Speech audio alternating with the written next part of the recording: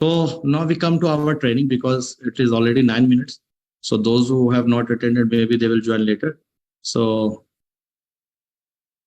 which page we were doing, if somebody can see the WhatsApp message.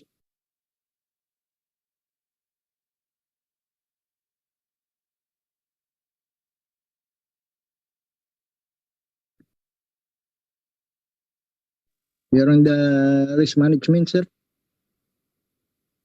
Page 3. Risk management. 316. Yeah, page number 316, sir. 316. Okay, just a minute.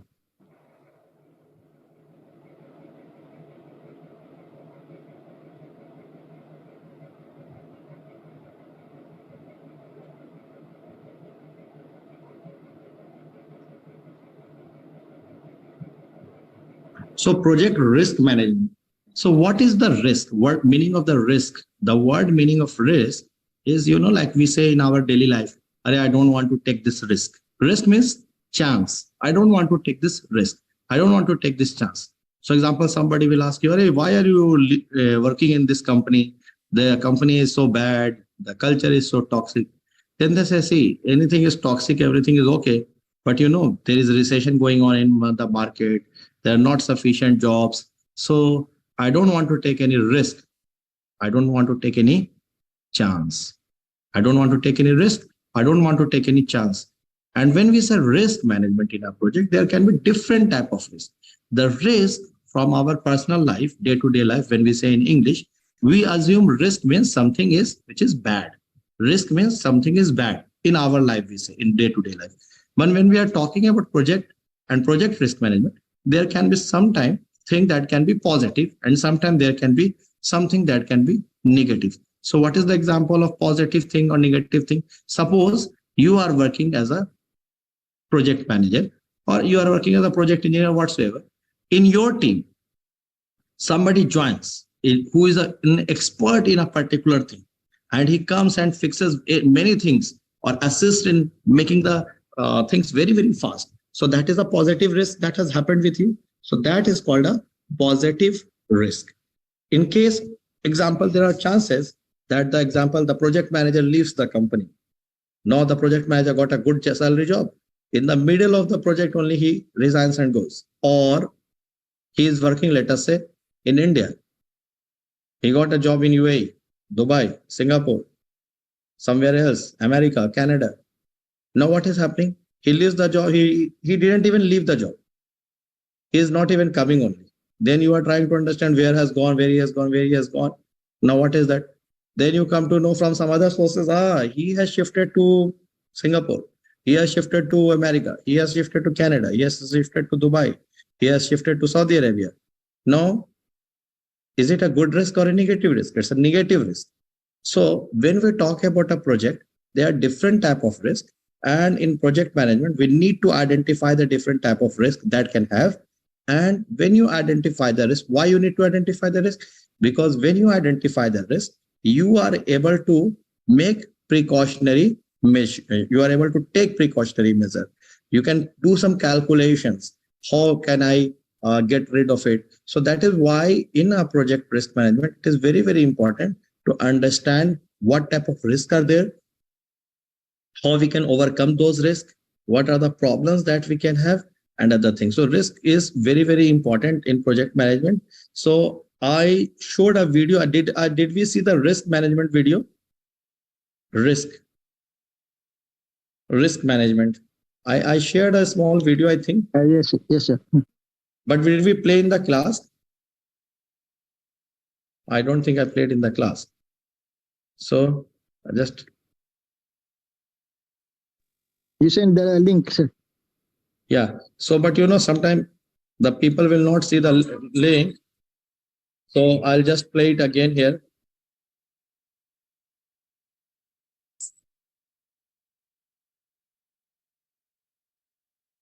Here, adding owners and timeline. Hello and welcome to this video on risk. We're going to have a look at what risk is and take a look at how to use a risk matrix. First of all, what is risk? Now, if you think about it, life is full of risks. From the time we wake up to the time we go to sleep, and even in between. For example, there are risks associated with breathing. Did you know that air pollution causes about 7 million deaths each year? There are risks associated with eating. Foodborne illness causes about 420,000 deaths each year. And then there's traveling. Road accidents cause over 3,000 deaths each day.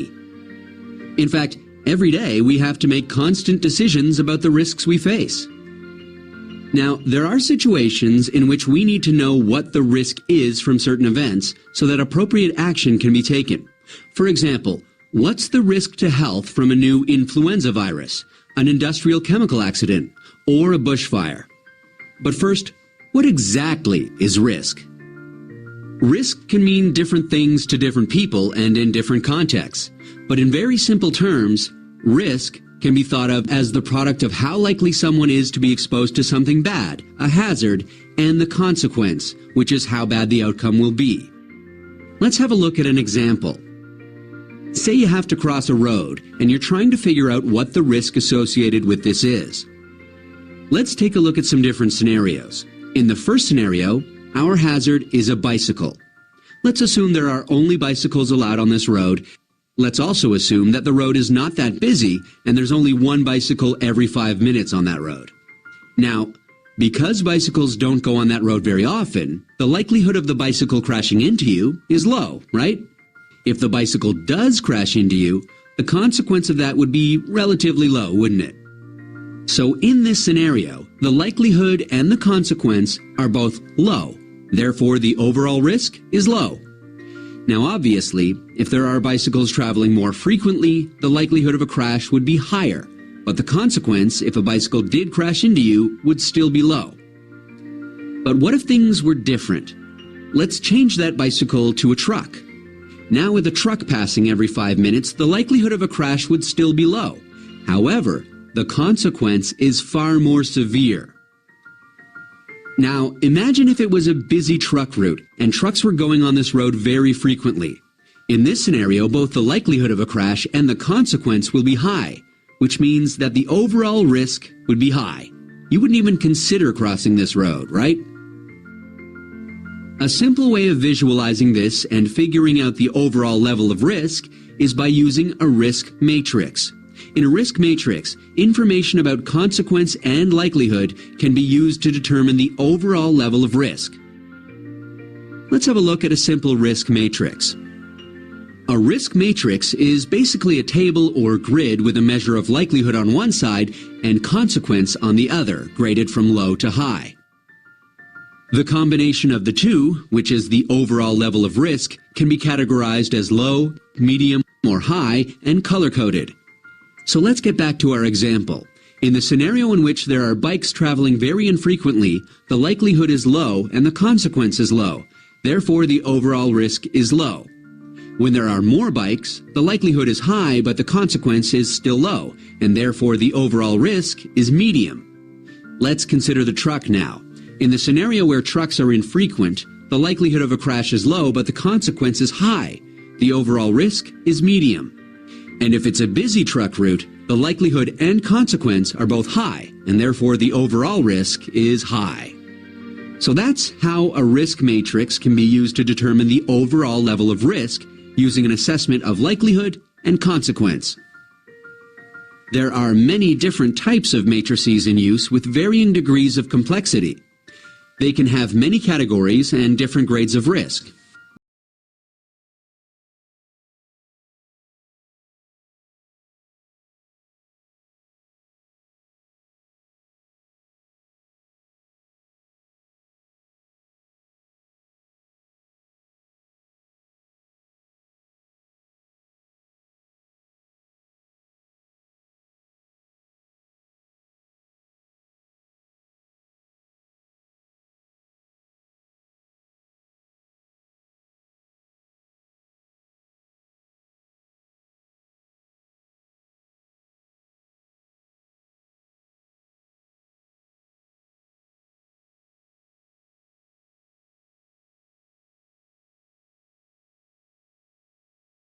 useful and practical tool to categorize risk.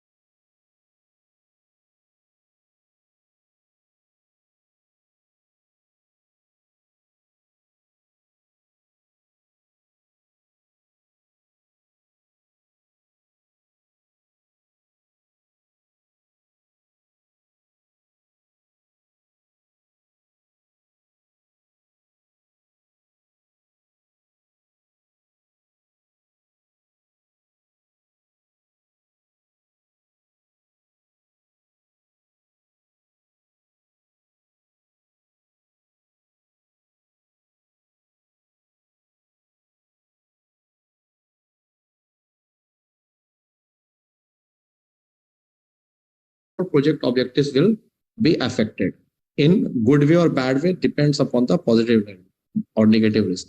Project risk management aims to exploit or enhance positive risk opportunities while avoiding or mitigating negative risk threat. So we will see threat. So what type of negative risk is there? Suppose, see what happens when we are driving the car.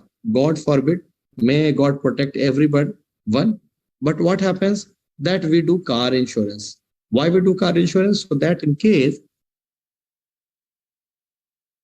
there is an accident, then the insurance company, they can pay for the car repair. They can pay for the life of the person, the driving person, the poor people who are attending there. So that is why that is very, very important. In this case, also when you are driving a car, there is a risk. But what you are trying to do, you are mitigating the risk. Mitigating the risk means your risk is there. You are passing the risk from you to somebody else. And who is somebody else? The insurance company. So are the insurance company our friends or relatives? No, they're not our friends and relatives.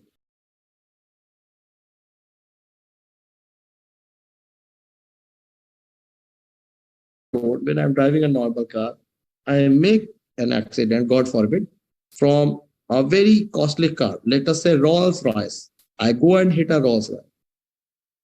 Now, it's my fault. But if I have a third-party insurance, that even if I hit somebody or somebody hits me, the insurance company will pay. So they know the Rolls Royce repairing, even if it's a small accident, maybe for fixing the Rolls Royce, I have to pay more money than my whole car cost, because Rolls Royce is very, very costly and I cannot afford it. So example, for fixing the Rolls Royce car, they ask me to pay 150,000 dirham. And I say,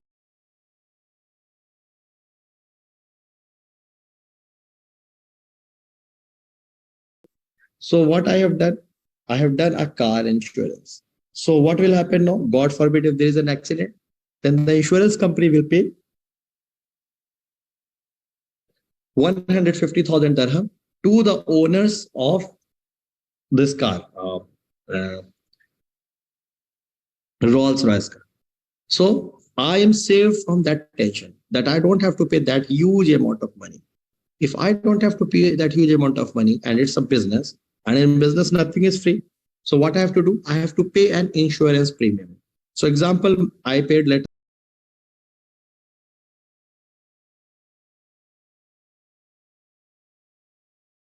conditions, so that in case there is an accident, then the insurance company is going to pay to that particular company. So this is called risk management, one of the example of risk management. And in this particular case, it is called risk mitigation. You are passing your risk to somebody else. To which person you are passing?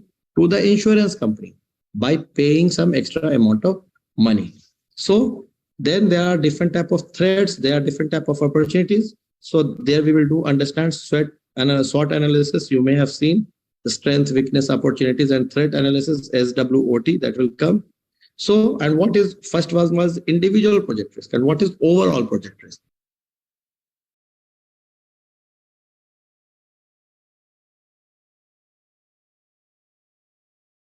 On the project as a whole, arising from all sources of uncertainty, including individual risk.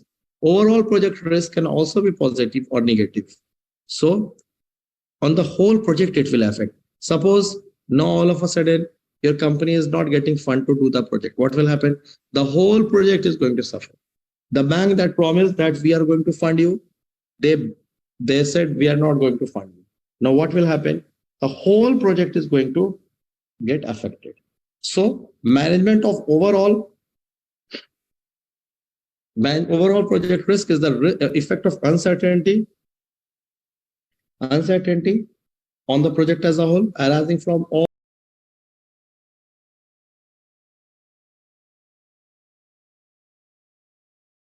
overall project risk aims to keep project risk exposure within an acceptable range by reducing range of negative variation, promoting drivers of positive variation, and maximizing the probability of achieving overall project objectives. Risk will continue to emerge. See, risk is not something that we can calculate it one time and it is there. Risk is an ongoing process. Risk will continue to emerge during the lifetime of the project. So now in the end, the little 15% job is remaining. All of a sudden, the main contractor, he left the site and he's not coming. So the whole project is risk. So risk will continue to emerge during the lifetime of the project. So project risk management process should be conducted iteratively. Iteratively means repeatedly. Risk should also be monitored and managed as the project progresses to ensure that the project stays on track and emerged risks are addressed. Project team needs to know what level of risk exposure is accepted in pursuit of the project objective. This is defined by measurable risk threshold. So what is measurable risk threshold? That you can take care easily. See, I will tell you one personal experience, because a few months here, 1 year, 2 year back, there was lots of news that that person made millions in profit by cryptocurrency, that person made billion, that person this. So there were huge amount of cryptocurrency news coming.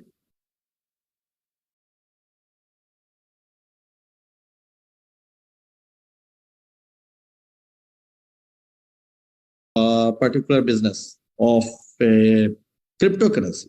But honestly speaking, I don't know anything about cryptocurrency. I just know what is cryptocurrency, how it is done and everything.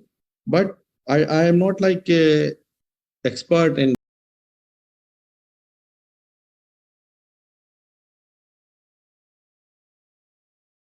of the investment guru, you say, or one of the investment expert. He said, always invest that much amount of money that if it is lost, it is not going to have a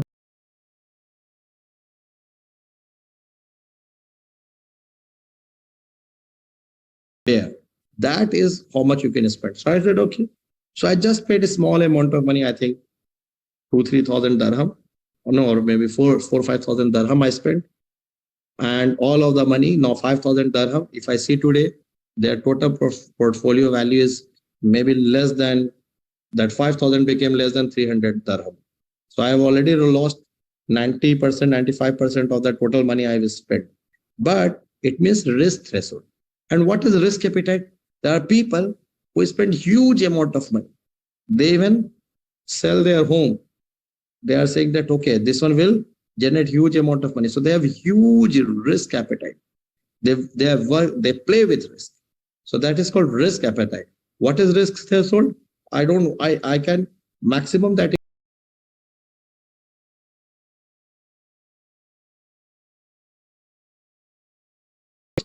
eager I am to take the risk. So that is called risk appetite. So we have to see what type of risk exposure is there and how much we want to. We have the risk appetite. Risk threshold expresses the degree of acceptable variation around a project. So risk threshold expresses the degree of acceptable variation around a project objective.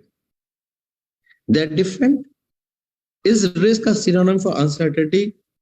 All risks are uncertain, but all uncertainties are not risk. What are the risks? All the risks are uncertain, but not all uncertainties are risk. There are uncertainty. There are in a project also, there can be a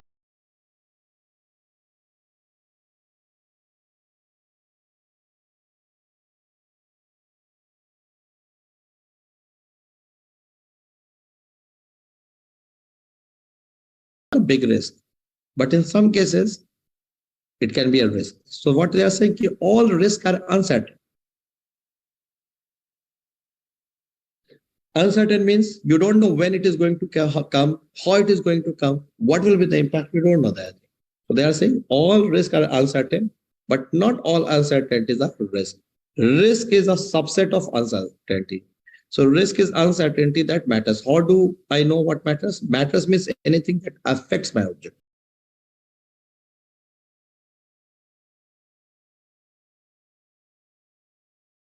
The topmost level that matters to the people who own strategic objectives, the top management. So, okay,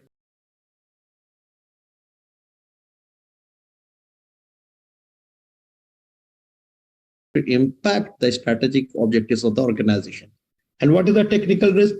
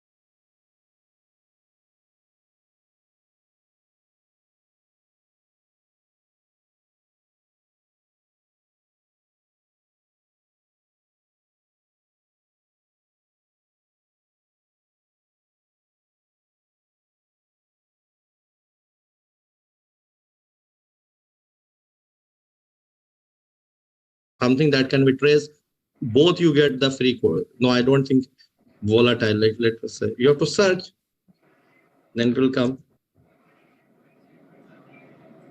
It will be coming in leadership, I think. See, example, you do a course, becoming an effective leader, shaping work of the future. There is one session available because it started May 13, ends December 9.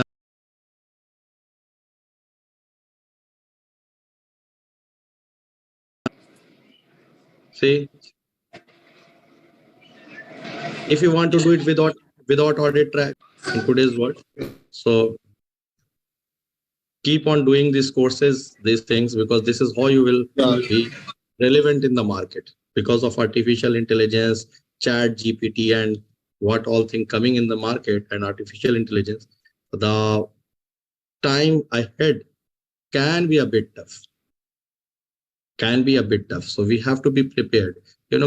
Many jobs are getting like in, because Amazon, or I don't know which companies, they said that they are going to remove 5,000 people because they are implementing artificial intelligence. They're already laying off in Amazon. I work for Amazon, sir. So they're laying off. Few of my friends got laid off. Yeah, brother. So I hope none of us get laid off anytime. None of us, unless we have a good backing of for everybody. So because everybody has responsibility and everything. But what I'm saying that you have to be, see, this is also a risk management. So that nowadays job risk is there. There are chances that people can get laid off and everything. So you have to be prepared. You have to do a risk management. This is a risk management, practical risk management. Acha, now jobs are at risk. So what I can do? I can do some training, keep myself certification. And see, when I say, don't think I'm trying to promote IMC. Please don't think so. And I'm never saying do from IMC. Even I'm never saying you that you pay any particular company. What I'm saying, do your self-study, because money is important. You need to keep and save the money. So try to do the courses which you can do for free from top universities, because those certifications from top universities will hold value. Not like you go and say, I did from the coaching center near your home or like that. No, not like that. Do from something which is very, very respected around the world, like Harvard and SEED, MIT, or this type of thing. So you will be relevant in the market. Anything, you are into the computer programming, you are into Amazon, whatsoever you are, you do anything. Amazon, you are in computer programming. Let us say, I want to learn what is artificial intelligence.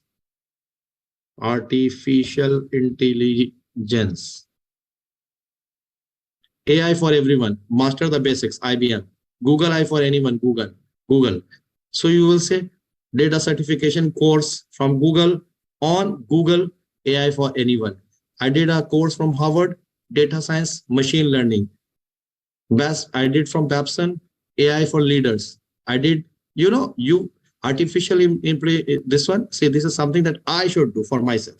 Artificial intelligence implications for business system. How you can utilize artificial intelligence for business strategy. So these type of courses you should do. These are the courses that you should do. That will make you relevant into the market. Some courses are like this one, I think, is 6 to 8 hours. This one, I think it is fees paid, I think. But whatsoever, some courses you can always do a small course so that you are relevant. This is a risk management. Now, when we come back to the risk, type of risk, and nowadays, artificial intelligence is there. So I was just saying, so there is a very good thing. Actually, yesterday I saw about this video. So let us say I go to our LinkedIn and I found a job. Let us say, just example.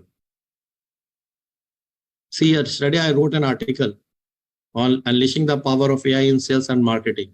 A step-by-step guide to tap into this game-changing opportunity. So I wrote this article yesterday.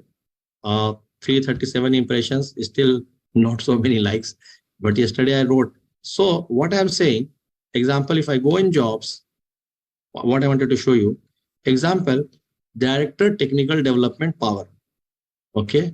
So I told you last time how to apply and everything. So first is that I want to beat the computer system. So I want to make message to Kanize Harish, who is, so I will, because see, can I message her? Can I message this girl? Kanize Harish. Can I email to her that hello? I cannot. You Why? can, we can get email ID from people leads. Yeah. So I think I explained you, correct? So Yes. People leads. Yeah, last time you explained. yeah. Mr. So I go there, I get her email ID, I will send her an email. And what I'm going to do, I'm just applying. I'm not seeing what I'm applying, I'm just showing you. Now, suppose this particular company calls me for an interview, let us say. So the job description, see, this is the job description. What they want, duties and responsibility. See, this is the question, this is the thing. Now see, this I have copied it. Now I go to ChatGPT.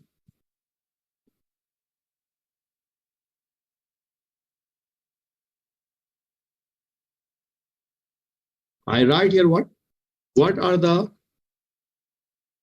interview questions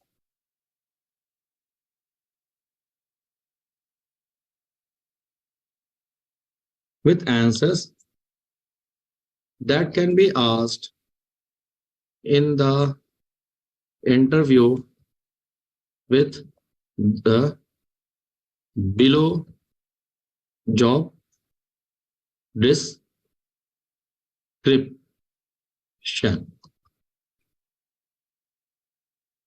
Now I pasted it and I asked them that, okay, what are the, so I just told them that what are the questions that can be asked. See, these are the questions they will ask. And believe me, 95% time, this is the question that they are going to ask. Can you tell us about your experience in business development, especially in the green, brownfield, construction acquisition? I say yes. And you have to modify. See, this ChatGPT, artificial intelligence cannot do the thing. You have to modify. Yes, I have attended. How do you contribute to the choice of technologies, configuration analysis, availability, degradation analysis? So this is how you do. So see, the question has come, the interview questions, and believe me, 80 to 90% of these questions will be asked because it's working on artificial intelligence. Then you can change. You can see other job that is there in this particular company, copy their job description, ask the interview, prepare the answer. See, answer is also written. Can you describe your experience in O&M and how you support SPV, CU and construction manager, CU plant manager? Yes, I have experience having worked with SPV as well as CU plant manager. I provide technical support for punctual programs during construction, commissioning phase and during operation. I work with the team to resolve. So what will happen now? Use your ChatGPT for your benefit. Mr. Benefit, this ChatGPT is free? Always free. Yeah. Now we have both are free. ChatGPT and Bard. Bard is new, but use ChatGPT. ChatGPT is giving better results than Bard. Bard is from Google. ChatGPT is OpenAI, which is acquired by Microsoft. So ChatGPT is much better still with respect to Bard. So if example, there is another trick.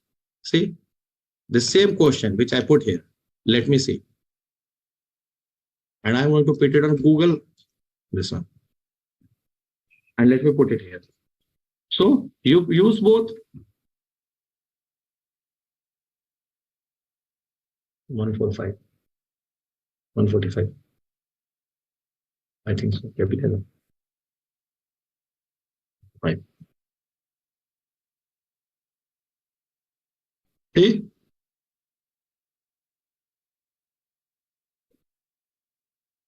Can you see all type of questions they have given you? So you have to prepare these questions, and most probably the questions will come like this only. So if you see the results are better here in this one. So this is how nowadays people are working. So you have to prepare with this. Even you can ask them to write an effective letter and everything. I will tell you, yesterday I asked the ChatGPT to write a company email that when we are sending sometime cold emails mean, like example, I don't know that particular company, but I just want that I want to send something. So I write a letter that I'm writing to the company, and then I put it on ChatGPT, write a letter to the, so it has written, see, dear esteemed business partner, I hope this mail finds you well. My name is this and everything. I'm reaching you to like this. Our products are this one. So see, it has already more trust. I have attached a few references. So it prepared a letter for me. Now I've copied it. Now what is happening? So you have to use these technologies in your benefit. You have to understand these things. You have to become relevant. If you want to be relevant in the market, you have to do the risk analysis now. You have to be prepared for the risk now. So this is just a suggestion. It's not that I'm selling anything or anything, but because of the virtue of, like, to be relevant in the market, to be, and lots of things are happening. Even, if you want a list of recruiters, or you can just ask ChatGPT. Example, see, I asked list of top recruiters in India. Example, recruiting for example, which location? Let us say, right, Middle East countries. I just write it and I send it. Now what will happen? See, they are giving. So these are that they have given 10. Now I will just, so I thought that these are recruiters. So I will say what? So I will say, sorry, list of top recruiters. I will say list of recruitment agencies. List of top recruitment agencies. See, you have to change the word sometime. See, all the came. Jerry Vargas in Mumbai, I know them. In Kerala, in Delhi, Ajis Management, M. Ghiwala, Mumbai Sword 9s, S International, FG Ghiwala. So now this same question you put on board. So you will see again some list of questions coming. So now you know that, okay, these are the places I have to contact them. I have to ask them for, look at their website, send them my CV. Even you can generate your own CV. Example, you put create a ATS CV for me, and then you copy and paste your CV. It will generate an ATS CV, applicant tracking software CV, that will pass. So you can use these technologies for your benefit. Okay, just a good advice. See, but I think some people have left, 2 people have left, they don't want this advice. Anyway, so type of risk. Risk can be broken into 2 primary types, pure risk and business risk. What is a pure risk? Risk with potential loss only, fire, theft, personal injury. Those are pure risk. Okay. What is a business risk? Risk with potential loss or gain. Example, a highly skilled employee becomes available to work on your project during your scheduled time. The tax rate change, a new server cost less than you budgeted for. Suppose all of a sudden whatever you budgeted, now that particular thing, the government has made it tax free. The government has said that this will be tax free or something. So those things you can, now it is costing you less. So it's a good thing. So business risk is very, very important.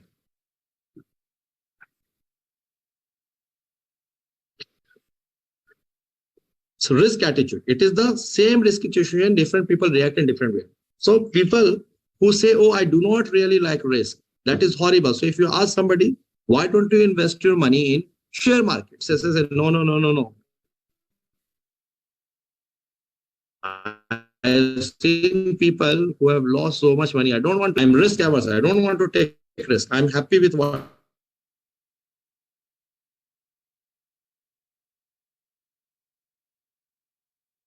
whatever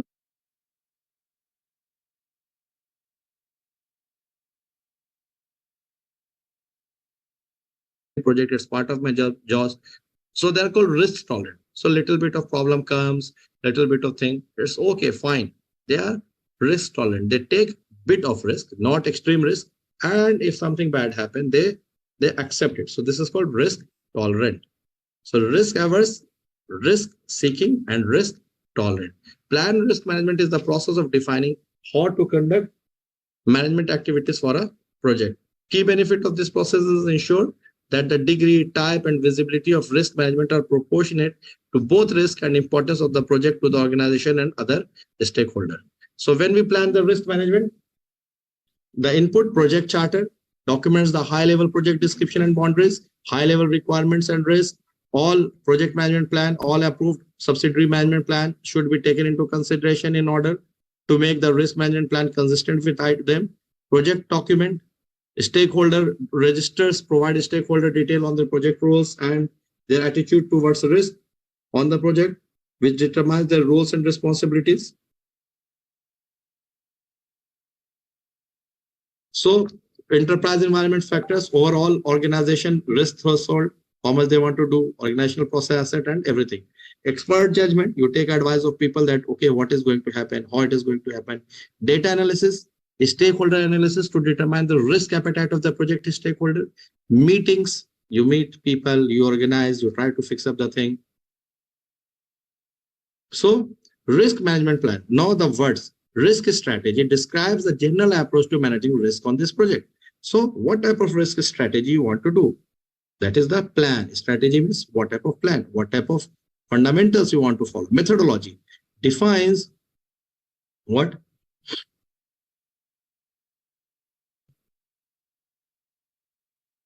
Methodology defines the specific approach, tools and techniques, rules and roles and responsibility, who is going to assess the risk, how it is going to be assessed, what type of risk management will happen. Funding identifies the funds needed to perform activities related to project risk management. Timing defines when and how when the project risk management process will be performed. Risk categories provides a mean of grouping, structuring individual project risk. A common way to structure risk categories is a risk breakdown structure. What is a risk breakdown structure? So it is a hierarchical representation of potential sources of risk. We'll see it in the next page. So risk breakdown structure, if you remember WBS, work breakdown structure, the big work, you are breaking into it small pieces, small activities, so that can be measured. It is easy to control. So that you are trying to do. So a common way to structure risk categories is with the risk breakdown structure. RBS may help the project team consider the full range of sources from which individual project risk may arise. This can be useful when identifying risk or when categorizing identified risk. Organizations may have a general RBS, risk breakdown structure, to be used for all projects, or there may be a special RBS framework that may be, or a tailored, customized RBS. Custom risk categorization framework may also develop based upon the project objectives. So example, if we see risk breakdown level 0 at level 1, level 2. So when we say risk breakdown structure level 0, so we say also the project risk. Then we break it down one level and we classify technical risk, management risk, commercial risk, external risk, fire risk, security risk, information technology risk. So you can categorize. Then you write a small thing, scope description, requirement description, estimates, assumptions, constraints. So you are going it down. So you are trying to break the risk breakdown. So example, what type of risk is in my project? So you say there are different type of risk: safety, technical risk, management risk, commercial risk. You know, there are many type of risk. So those type of risk are jotted down, and then you go one step further and break it down into again smaller pieces. So stakeholder risk appetite on the project. See this thing, stakeholder risk appetite, how much they are willing to take risk. Actually, you know, they say that there is a risk appetite. You are making are recorded in the risk management plan, but generally people don't write that the stakeholder, they want to take big risk and everything. It's a theoretical thing that they say it should be expressed as a measurable risk threshold around each project objective. These thresholds will determine the acceptable level of overall project risk exposure, and there are some also used to inform the definition of probability and impacts to be used when assessing the prioritizing the individual project risk.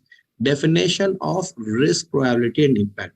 It is specific to the project context and reflect the risk appetite and threshold of the organization and key stakeholders. Generally, these are already defined at organization level. Number of levels, usually 3 or 5, reflects the degree of detail required for the project risk management process depending on the detail required. These skills can be used to evaluate both threats and opportunities by interpreting the impact definition as negative for threats. Or so what happened when you are doing the different type of risk? So what will happen if you can say You can categorize the risk. Very high, high, medium, low. And how will you find this number? Nobody is going to tell from your experience, or you can say based upon the timeline, or from based upon the cost. You can categorize them. So it will tell you what is the probability, chance of occurring this project, risk, very high, normal, like that. So probability and impact matrix. This is what you saw in the video that we played. So opportunities and threats are represented in a common PI matrix using positive definitions of impact for opportunities and negative impact for threat. So what you do, so you use the terms like what type of risk is there, how many risks are there, what type of risk are there. So suppose you don't understood that there's a fire risk. So in one of the meeting, you came to know that there's a fire risk. So you analyze what can we do? We have to put fire extinguishers at the site. We have to put wherever they are doing the welding blankets. We have to put some water. We have to train the people. So now what you have said, and in the next meeting when you do, so what you will do, you will do the tracking. This particular risk we analyzed last time. And we said, Mr. So-and-so, they are going to bring all the fire extinguishers and other PPE, personal protective equipment and everything. And the people will be trained. Then you will check, is it done? You will track. The people will say, yeah, it is done. It is accepted, everything. So you will remove that risk and you will put a new risk if it is there. And whether the risk is very high probability, low probability, all those things you have to see. So threats and opportunities, if you see very high risk, very low risk, very high risk, very low risk, positive and negative. So these numbers, when we say 0.9, 0.9 means what? 90% chances of happening of that event. So example, you say, what is the probability the project manager will leave the company in the middle of the? So you say the probability is very, very little, 0.001. That means 10%. How did you find it? Because there is already a bond of 2 years. So I think there is a very low risk. How much? Around 10%. So you put 10%, 10 by 100 or 0.01 or 1%, whatever I'm saying. So what will happen? So that you have analyzed it, and it is an experimental, theoretical, you can say, a way of understanding how big is the risk. So in your company, you say that last week the audit report came from our company and they said that the top management, they have done some unfair practices and the bank is now not going to fund us. What is the probability? Probability is very high, 90% probability, 0.9. Is it clear? This is just a number and a way how to understand the different type of risk. So you can try to make sure that how we can cover up this risk. First is to identify the risk. Once you identify the risk, then you plan how to solve this risk. Is it clear? Anybody has any question to ask?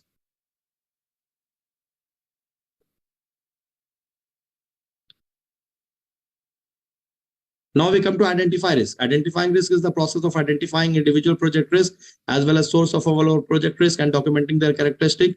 Key benefit of this process is the documentation of existing individual project risk, bring together information so the project team can respond appropriately to the identified risk. And so identifying risk, you use the project document plan, project documents, agreement, milestone date, project procurement documentation. If the project requires external procurement of resources, the relevant documentation, example, seller performance report, approved change request, information on inspection, etc. It should be reviewed for risk throughout the project, enterprise environment factors, organizational process assets, and so on. Tools and technique for identifying the risk, expert judgment, data gathering, brainstorming. What is brainstorming? You and a couple of people sit, do thinking, do discussion, make a comprehensive list of individual and overall project risk. It is often done with a multidisciplinary set of experts who are not part of the team. Ideals are generated under the guidance of a facilitator. Categories of risk such as risk breakdown structure can be used as framework. So you categorize financial risk, safety risk, management risk, this risk, and then HR risk, human resources risk. So you try to classify them and then you go one step further to list that. So checklist. A checklist is a list of items, actions, or points to be considered. It is often used as a reminder. Risk checklists are developed based on the historical information and knowledge that has been accumulated from similar projects. Organization may have a generic risk checklist from the industry or based on its completed project. Interview, you discuss with people, you understand. Now comes data analysis, root cause analysis. Root cause analysis is what?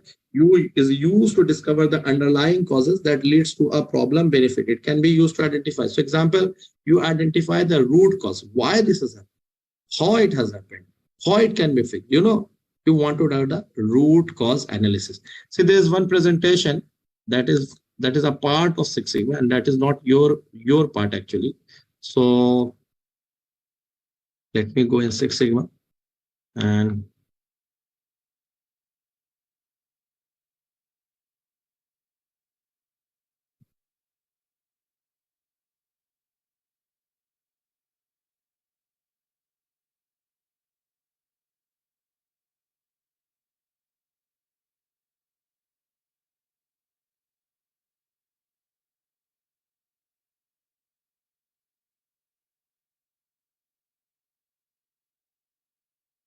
so this is a root cause presentation.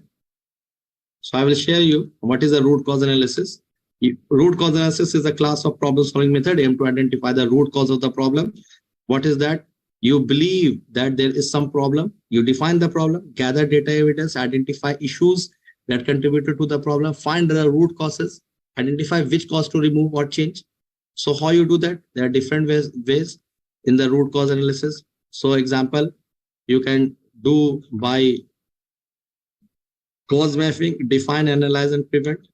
Again, this 5 whys. You ask 5 times question. Why this fire happened? This happened because of this. Why this happened? Why because of this? Because of so and so. Why? Till you come to understand why. For example, there was an accident. So you ask why this accident happened? This accident happened because the driver didn't stop at the signal. Why he didn't stop at the signal? Because he was driving very, very fast. Why he was driving very, very fast? Because he was getting very late. Why he was getting late? Because he didn't wake up for the office today morning. Why he didn't wake up for the office morning? Because he was partying till 4 a.m. in the morning. 2 o'clock in the morning. So, this is the reason. So this is called 5 whys. What is Pareto chart? 80-20 analysis. What are the majority problems telling? Fishbone diagram or Ishikawa diagram. You must have seen this one. Why this happened and other thing. What is the problem? What is the cause? The different causes. So brainstorm, 5 whys. So this is a small presentation. So I will share it with you. 7 best practice frameworks. So root cause analysis to identify the root, why this happened. Assumption and constant analysis. Assumptions and constants are considered, incorporated in the scope, baseline, and project estimate. Threats may be identified from the inaccuracy. Constants may give up. For everything has a constant.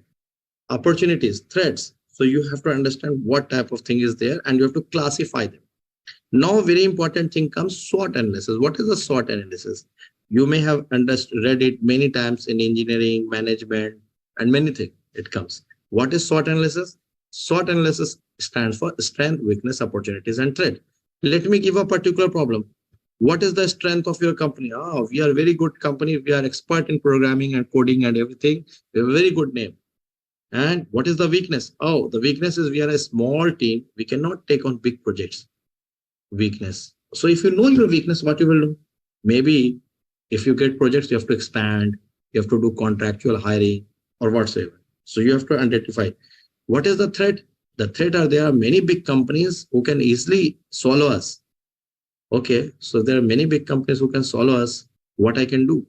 See, they are doing with these type of customers. I will not focus on those customers. I will focus on type B customers. They are in major cities. They are working with major companies, They are working in Delhi, Mumbai, Philippines, Riyadh. They are working in big cities, Manila, and all top cities. They're not working in tier B cities. Let us say small city, like from where I come. So example, a small city. So they say, okay, we will start our offices in those places so we can catch medium-sized companies, schools, colleges, grocery stores. We want to do the programming for those small things. We want to customize their solutions for those small businesses. Okay. So what is the opportunity? The opportunity is there that there's nobody in those market. We can easily capture those. So those are the opportunities. So for everything, you can do the strength, weakness, opportunities, and threat. Example. I want to take a senior position. What is the strength? I am already graduate in engineering. I have a master's in management. So this is the strength. I have a lot of good experience, national and international. What is the weakness? The weakness is I have not worked in a very huge company. Okay. What is the other weakness? Maybe I need to develop some more skills in myself. What type of skills? So once you understand, okay, I need this thing. How can I cover up? I need to do this training. I need to do that. I need to do networking. I need to like remodel myself. How? By these things. What is the threat? There are many people who are much better than me in the market. So how can I beat them? So I will be competing them by a couple of things. I will say to the recruiters, to the world, see, I am somebody who comes from world's most populous country, India, has worked in the fastest growing country in the world, Saudi Arabia, has worked in the most urban, diverse work field of the world, United Arab Emirates, have traveled extensively, can speak a couple of different languages. So this is how I will portray myself, like to sell yourself. So this is how you do SWOT analysis for anything. Strength, weakness, opportunities, threats. You can even ask ChatGPT, do a SWOT analysis on this, do a SWOT analysis on this, and it will do it for you. Document analysis, uncertainty or ambiguity, inconsistency or in within the project documents, you do the document analysis, that what is there, what the problem is there and everything. Interpersonal team skill, facilitation, somebody who is coordinating the group discussion. So that is called a facilitator. So facilitation, they give chance to everybody to speak and everything. Prompt list. Make a list of risks that people have given. When people say, why didn't you consider this risk? Why didn't you that consider? So any new thing that has come as a prompt, make it down. Then you can discuss those type of risks. There is a different way. Before we were doing SWOT analysis, there is another framework of doing the analysis for the risk based upon PESTEL analysis. What is PESTEL? Political, economical, social, technological, legal, and environmental.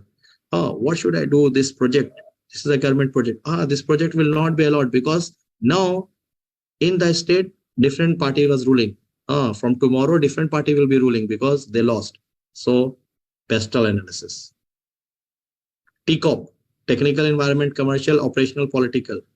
VUCA, volatile, uncertainty, complex, ambiguity. So these are the methodologies by which we do different type of risk analysis. Meeting, risk workshop. You organize people in your company from different background, different thing. So people said, so it's a workshop and you identify the different type of risk. On larger project, it may be appropriate to invite the project sponsor, subject matter expert, seller, representative of the customer to others. So example, you are building NEOM, $1 trillion project, more than many countries' GDP. You are building that particular project. Okay. You can't take any risk. You call the experts from all over the world. So they come, they fix it, they discuss it. So that is called the project sponsor, subject matter expert, sailors, representatives of the different government, everything to discuss those things. So that is also a way of fixing those type of issues. So risk register, make a list of all risk register, whatever has been discussed, perform qualitative risk analysis, whether it is really right, good, how much, quantitative risk analysis, and so on. On completion of the identify project risk, the content of the risk register may include list of identified risk, structured risk assessment, potential risk owners, list of potential risk responses, etc. Risk report, you prepare a risk report. What is the risk? What are the risk type of risks, such as the number of identified threats and opportunities, distribution of risk. It is developed progressively through the project risk management process by performing qualitative risk analysis, quantitative risk analysis, and so on. So risk register, project owner on the client side is replaced. Row, it will impact the schedule. Response, orient a new project. Responsible party, project manager. Senior program is taken from the project. So you can see medium, high, and how it will impact. So you will do the response, responsible party, and everything. Now comes perform qualitative risk analysis. So this one we will take a break and we will do it after 15 minutes if it is fine. Yeah, that's fine, Mr. Fasi. Anything that somebody wants to ask?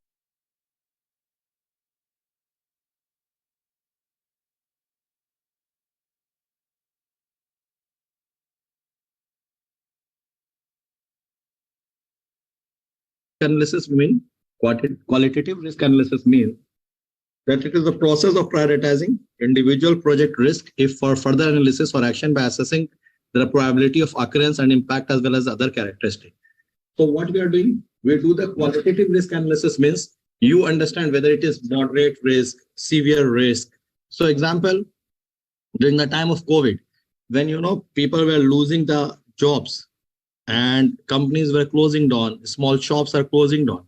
So it was a very tough time. So there was something that we have to analyze. Is it the right time for me to leave the job and search for another job? It is a very high risky thing. It cannot be given by any number.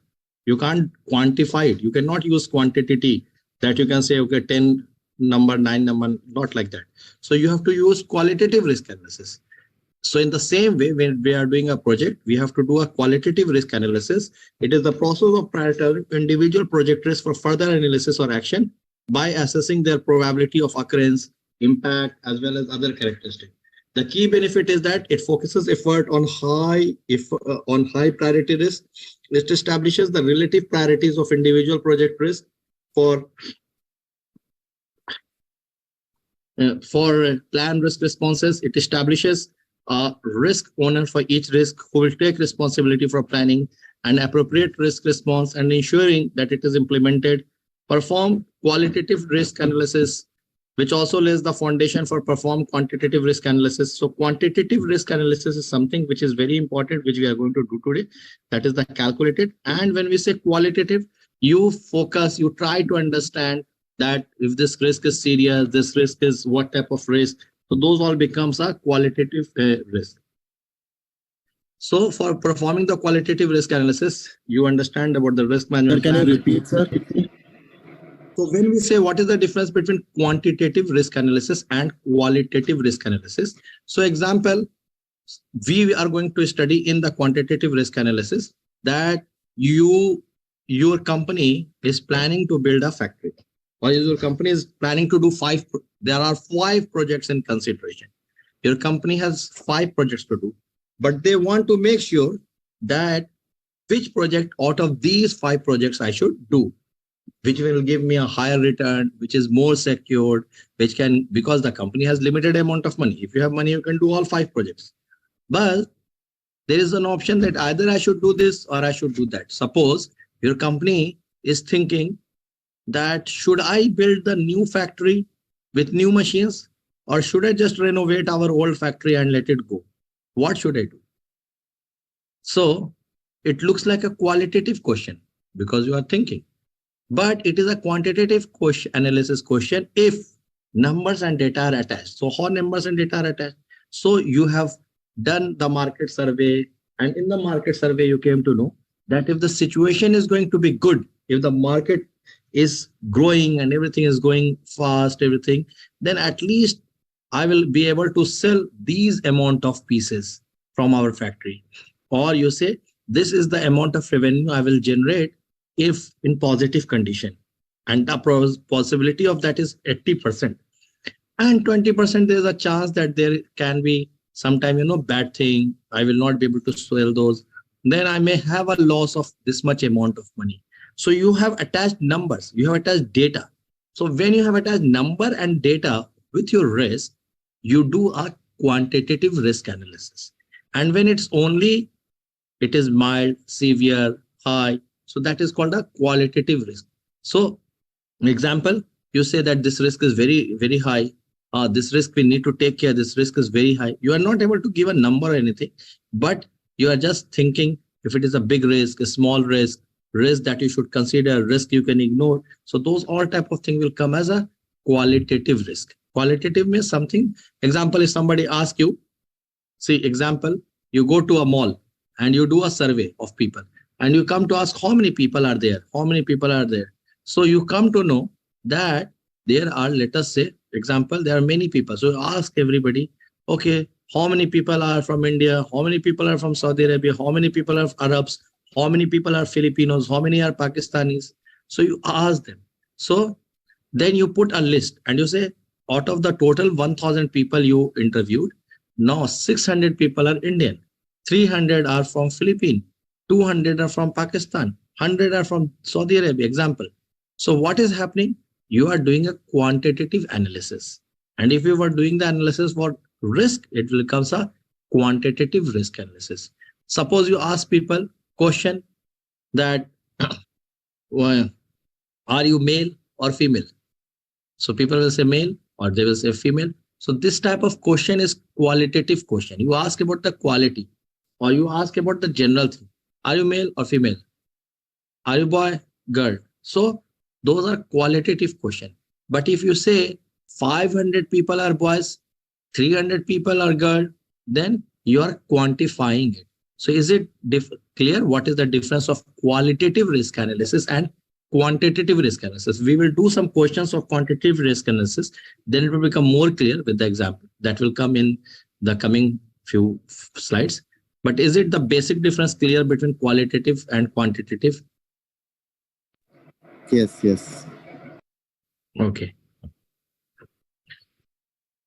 The other tools and techniques: expert judgment, data gathering, interviews, data analysis, risk data quality assessment, evaluate the degree to which the data about the individual process is accurate and reliable, about completeness, objectivity, relevancy, timelessness, timeline, etc. A weighted average of the selected data quality characteristics can be then generated to give an overall quality scale. Risk register. We did this whole thing. So risk probability and impact assessment. What is risk probability and impact? Probability. How much is the chances of that thing to happen? Suppose, see, you must be playing dice game. So dice game, I don't know, in a different countries. So the dice games are different. So I will show you here.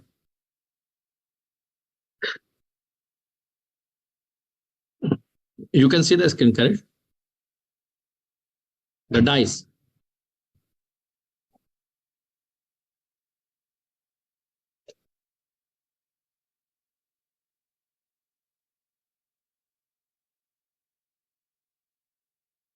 So this is a die. So there's a very popular game in which you play with dice. So if I ask a question that if you throw a dice, what is the probability that number 4 will come? If you throw a dice, what is the probability that number 4 will come? Another way to ask the question, what is the chance that when you throw a dice, that number 4 will come? Number 4 means on the top side, number 4 should come, 4 dots should come. So there are how many numbers or how many faces are there? 6 faces. 6. And 4. There is only one 4 there. So you will say 1 by 6. Now the same question, the same probability question, I go and change and I ask you, suppose now there are 2 dices. There are 2 dices together. So now there are 2 dice. Now I say, what is the probability? What is the probability that on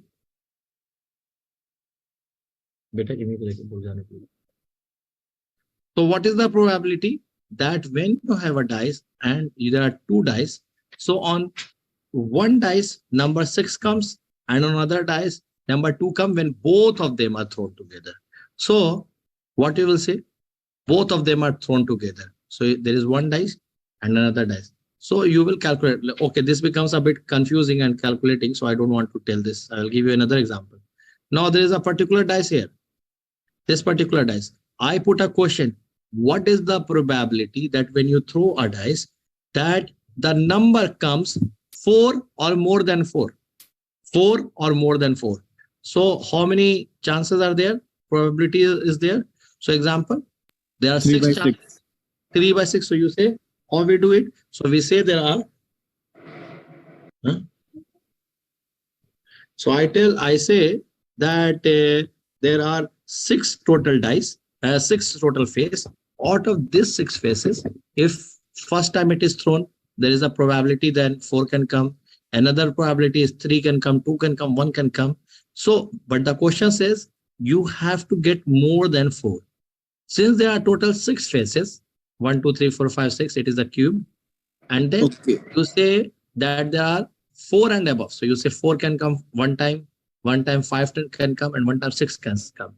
So the number of times the favorable events or the chances can come is 3 by 6, which is, if you will simplify, it becomes 1 by 2.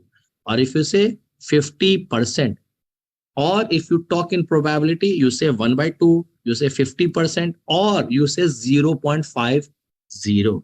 So in the same way, in the question of risk analysis, if they say there is a risk probability of 0.9, so you can understand what number 0.9 means.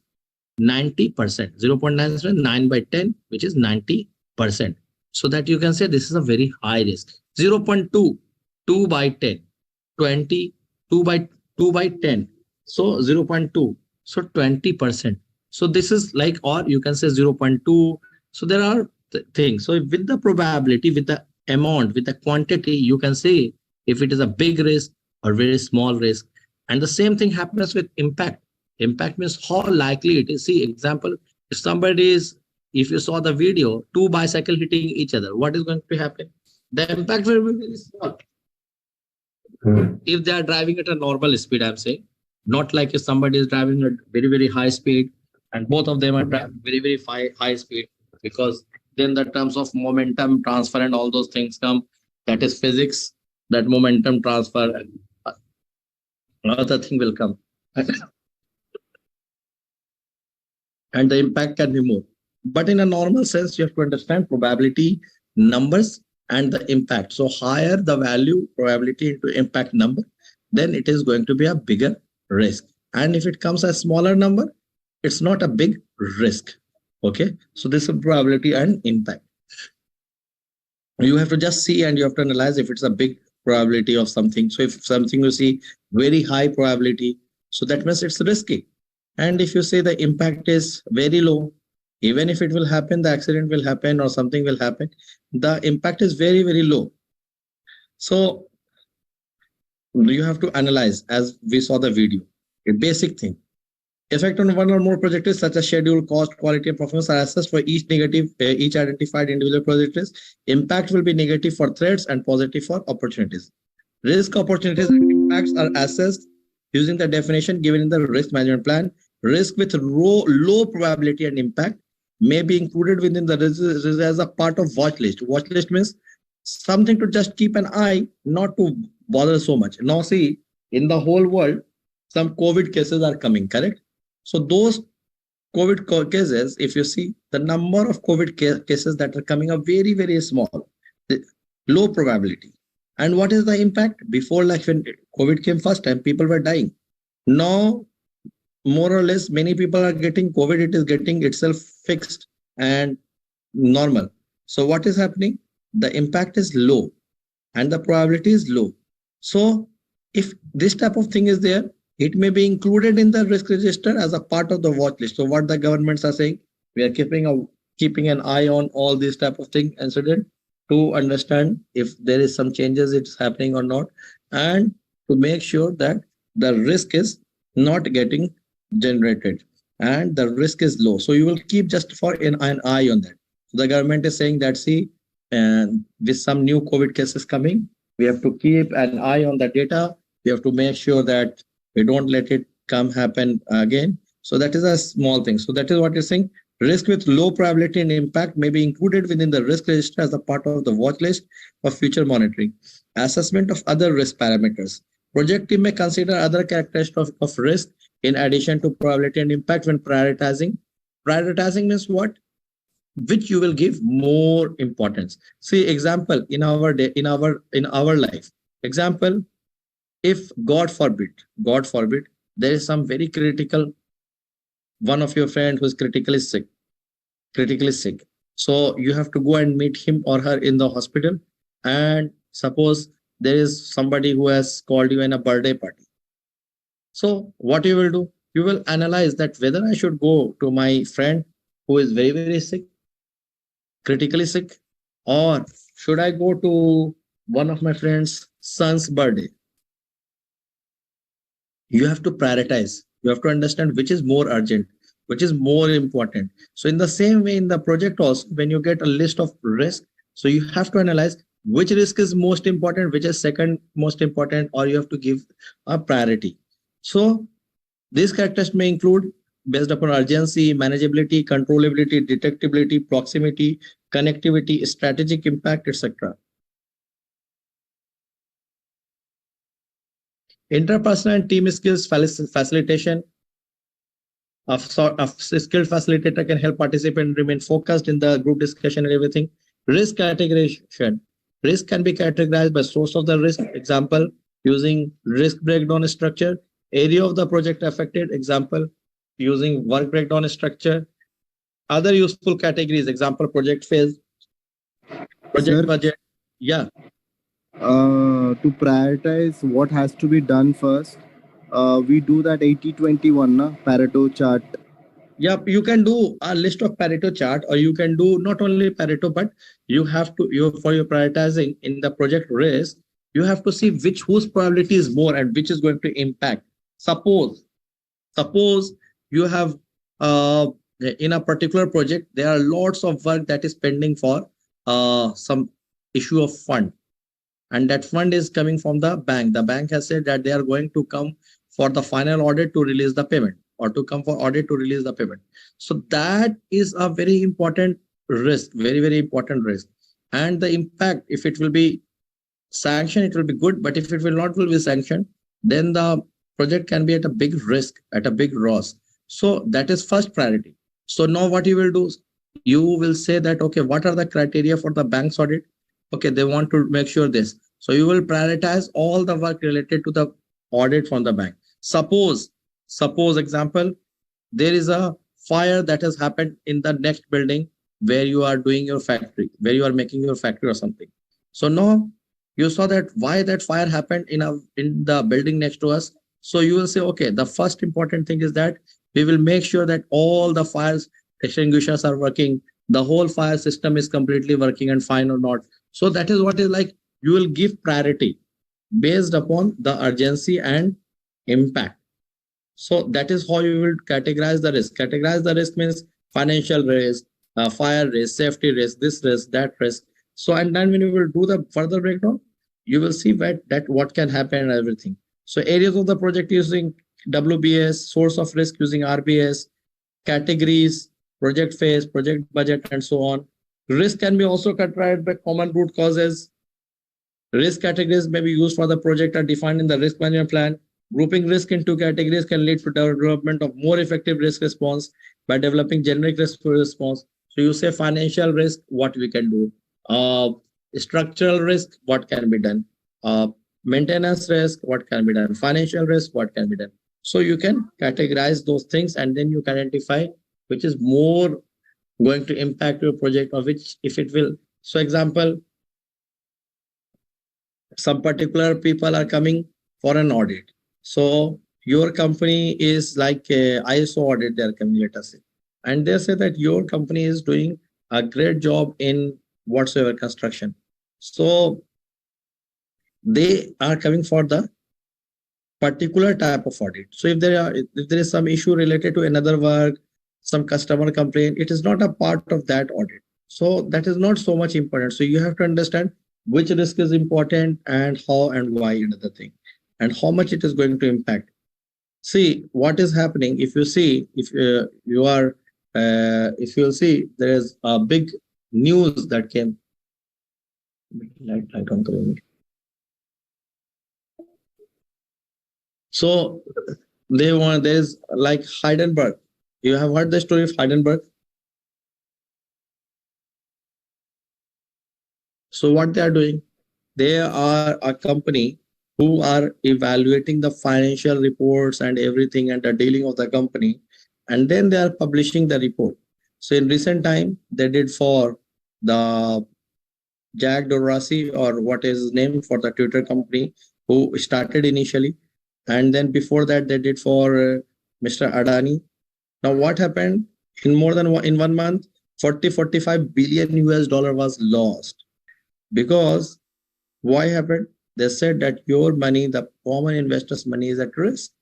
People took it very seriously, and 45 billion US dollar of the Adani property slipped in just 1 month. So what you have to do, that whenever there is something, you have to classify them as urgent or something, example, very serious, a small issue. It can be on many different things. What is the cost, roles and responsibility, project phase, and everything. Because you don't want your project to be affected because of this. So this is risk categorization and giving the priority of one to another, which work can be done first. So if you see our data and so probability very high, 0.90. But if you say this is the impact, so if you say impact is very, very low, 0.005, probability is very high, 0.05 into 0.005. If you multiply, it will become a very, very small number. Now, if you see 0.72, the probability is very high. And example, there is something here. So what will happen? It's not that much risky. Or if you see this just numbers, priority and impact matrix, see, you will see the number is very, very small. So because you have to multiply the probability with the impact. So you have to see which probability is important, which probability is not important. And these are individual tasks. And how did you get the numbers? So based upon assumptions that 80% chances, 50% chances, or through market survey and other thing. So this is exposure is probability into impact. Let me check one thing. I was just thinking while I was teaching.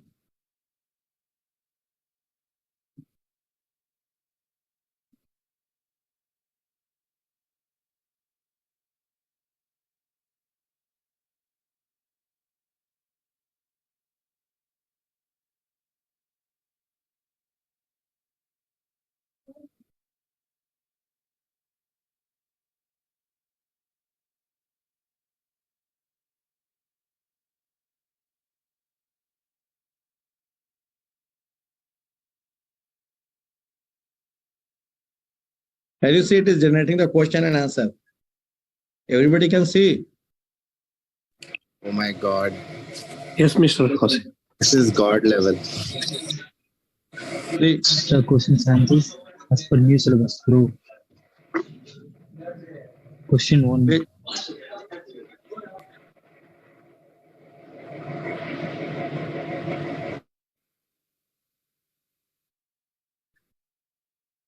See, list of questions. I put the word top 100.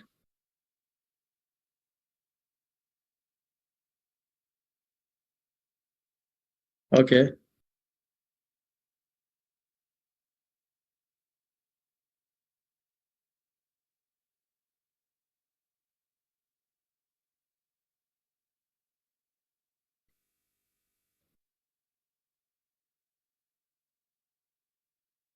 So you can do different thing. See,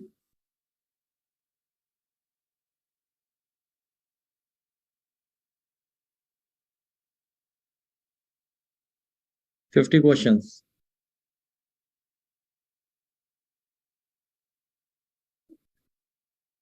So when you are studying, preparing, please do sometime write 20 questions, 50 questions, 60 questions as in 2022, 2023 like that, and generate. And believe me, these questions are good enough to see. Then you put the same question on this one. Let me put here.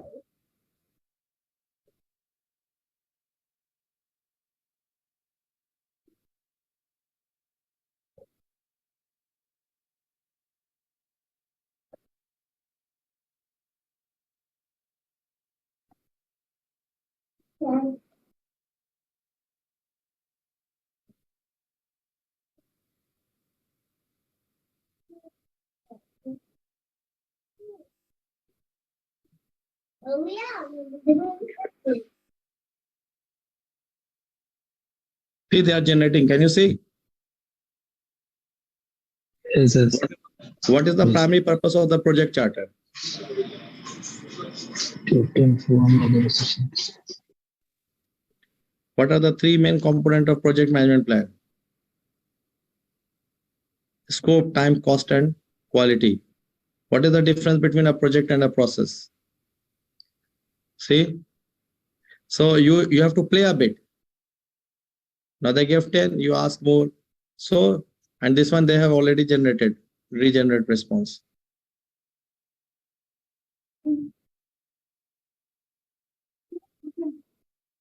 So you have to use these tools also now to see what is happening.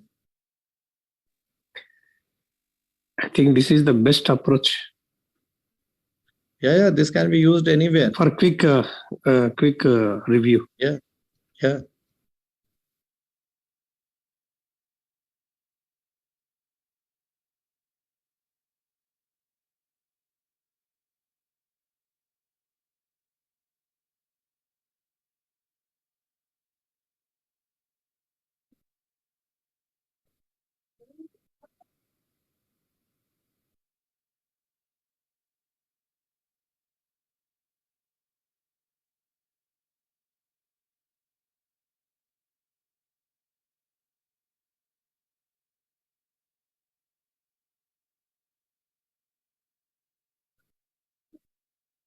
So you have to use these tools to find out more and more thing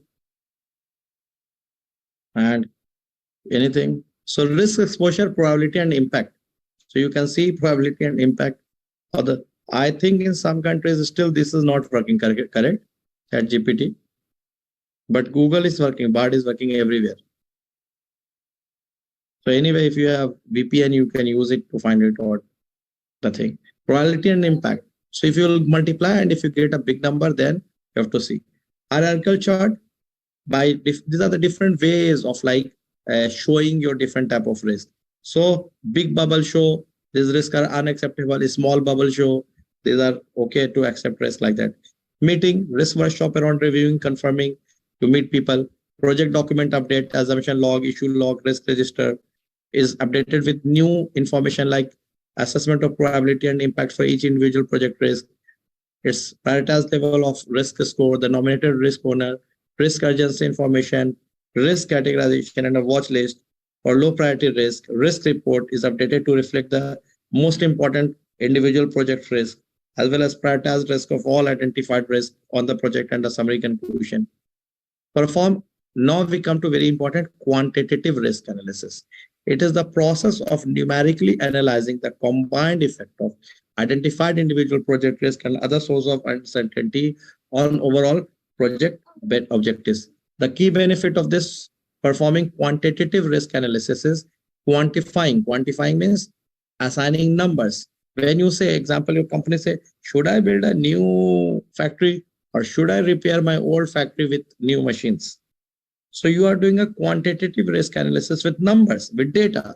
You can tell to the management, see, I have done the risk analysis of the two options that you told me, and risk one says like this, risk two says like this. So I believe instead of building a new factory, you can just go with renovating the old factory. Or you say, instead of renovating the old factory, I believe we should go with this one. And these are the numbers to prove my assumptions, how I have come to this conclusion.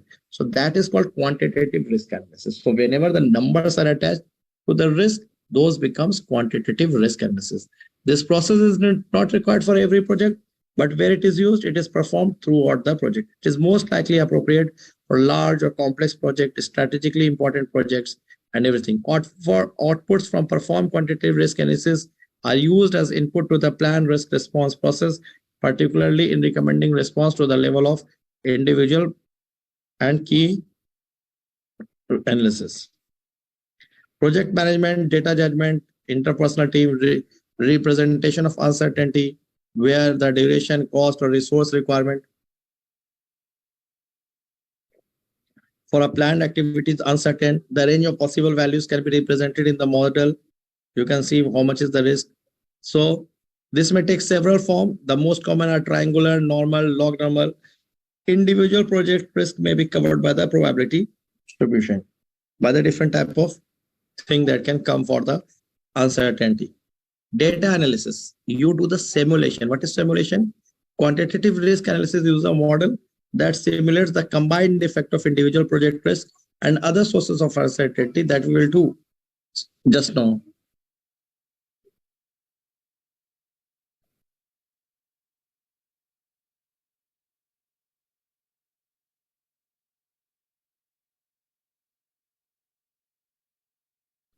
So simulation is what?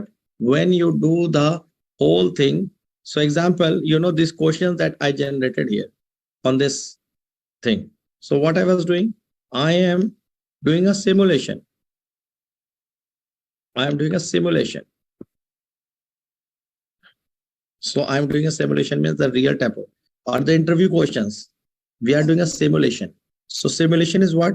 It is like in the case of risk management, quantitative risk analysis uses a model that stimulates the combined effect of individual project risk and other sources of uncertainty to evaluate their potential impact on achieving the project. Simulations are typically performed using a Monte Carlo analysis. For each, the name is Monte Carlo analysis. For cost risk, the simulation uses the project cost estimate. Then for a scheduled risk, the scheduled network diagram and duration estimates are used.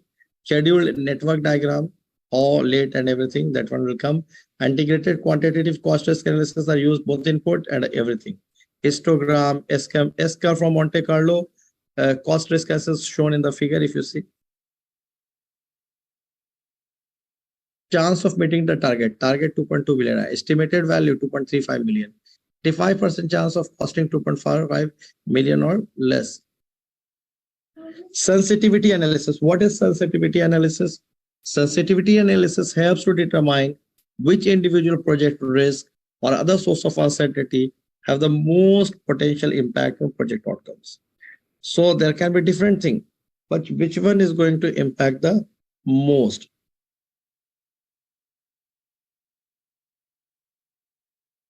So overall typical display of sensitivity analysis is the tornado diagram or bar chart comparing the relative importance of the variable. So that is a sensitivity analysis of fast. So decision tree analysis, which is going to come now. In decision tree, what you do, it is used to support the selection of the best of the several alternatives. Now you have alternative whether I should build the factory or whether I should not build the factory. So you are doing this quantitative risk analysis. But what the landowners, in the decision tree, they are used to support selection of the best of the several alternative course of action. Alternative path through the project are shown in the decision tree using branches.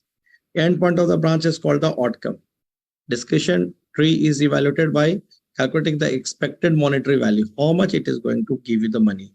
And then you add these numbers and you keep it in record. Example, P into I, probability into impact. So now everybody, if you can please take a piece of paper and pen or an Excel sheet, whichever feels easier for you to do. So now what is happening? There is a company, you are the CEO of the company. Now what is there? Now you have a decision to be made. Do you want to build a new factory or you want to upgrade your old factory? Now what the question is saying, that if you will build a new poultry, there is a 60% chance, there is a probability of 60% chance that the business will go well and you will generate a value of $36 million. You will generate a profit of $36 million. So that is 60% chances are saying in the impact. And the second thing is that weak demand of 40%, it will cost you this much. So like this. And then you say, if you want to, so this is a type of decision note that we have to do. So we will try to do this particular question in an Excel sheet now. And everybody, I will give you one more question to do. So please take out Excel sheet or paper pen. Better is paper pen, but I can't show in paper and pen. So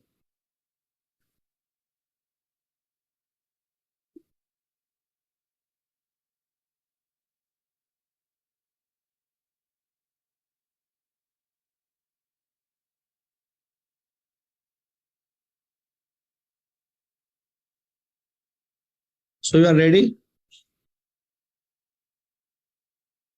Please write the question. The question is, you are the CEO of a company and you have to make a decision whether you should build a new factory or you should upgrade the existing factory. You have written this question? Or else I will write. You please write. It's basically we need to assess the cost benefit analysis. Yeah. So there are two options, which one I should do. There are 10 options, which one I should do. So you are generating an expected monetary value, EMV. Expected monetary value doesn't mean that it is a guaranteed amount, but it is from the previous data experience, everything, it shows what is the probability. So that is called EMV.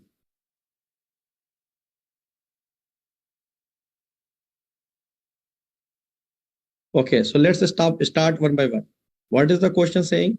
You are the CEO of a company. You have to make a decision whether you should build or you should upgrade.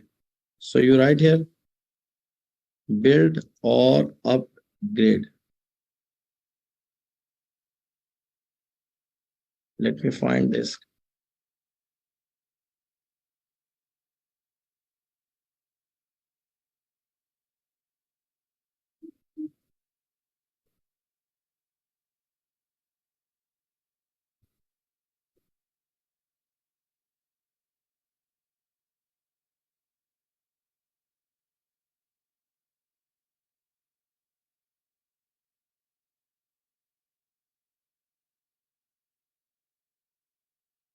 Can you see this question?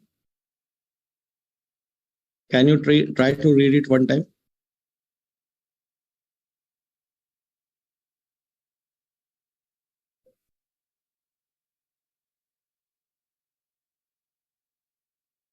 Please try this question one time before I teach you. Just try, right or wrong is different thing.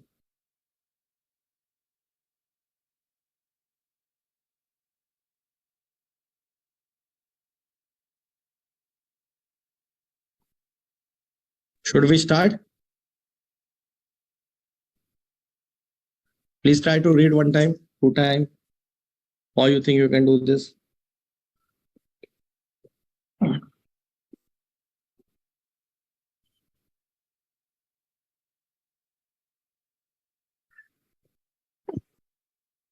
It is an equated monetary value. You are trying to calculate how the things will happen. Is it question? Question is clear?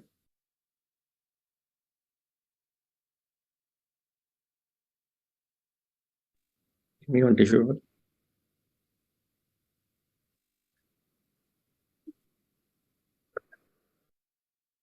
Is the question clear? Clear, Mr. Vasi. Okay, so if this question is clear, we'll go back to our question. And this is the same question, but different numbers. You are the CEO of our company. You are the manager of the company. You are the project manager. Words can change. You are the owner. You can be anybody. Now the question is, the factory is thinking whether we should build our factory or whether we should upgrade our own factory. But in the question it is written that the market survey says that there is a 60% chance that there is going to be a strong demand and you are going to generate a revenue 520 million. And if there is a weak demand, you are going to generate 59 million or 590 million. And the same thing is done for the low grade thing. So what we are going to do, we have to calculate the earned monetary value. So we are going to calculate earned monetary value. So the question is whether we should build or upgrade. So I put it build or upgrade. Then the question is, there are two options, build a new factory or upgrade the plant. So I am putting here, build new plant. And here I am putting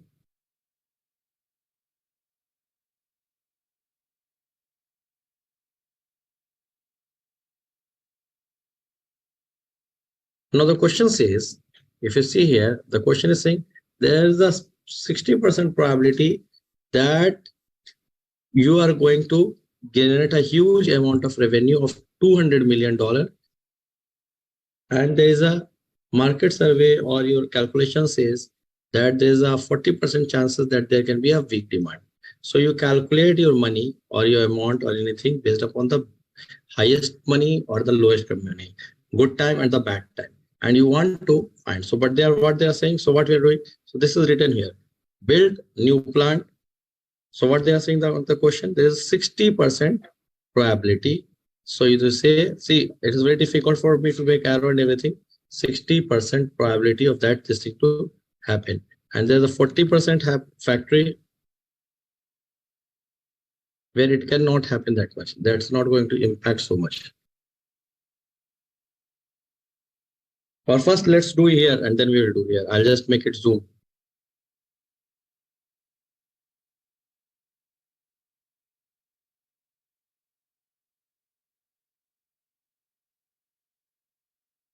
See, build or upgrade. When you will build a new plant by investing $120 million, there is a positive probability of 60% where there is going to be a strong demand and you are going to generate $200 million. But in that also, if there's a weak demand, you can still generate $90 million. Similarly for the another side. Now, how to do this question? These questions are very easy to do. Go from the back. So what you are saying? That there is a strong demand and you are generating $200 million. But what is the probability? So you say 0.60, 0.60, see, not 0.60. Yeah, somebody has to say anything. So what you have to do, see, there's a strong demand, you will generate $200 million. When there's a weak demand, you will generate $90 million. So for building the new plant, you invested $120 million. It is given $120 million you invested. And if the condition goes well, you are going to generate a revenue of 80 million. So how much is the change that you will do? 80 minus 120, sorry, 80 minus 200 or 200 minus 80? 200 minus 120, sorry. I got really confused this time. So what we are doing, again, build or upgrade. Building a new plant will cost you $120 million. Upgrading the plant will cost you $50 million. Now you have to make a decision. So you say, okay, you are investing $120 million.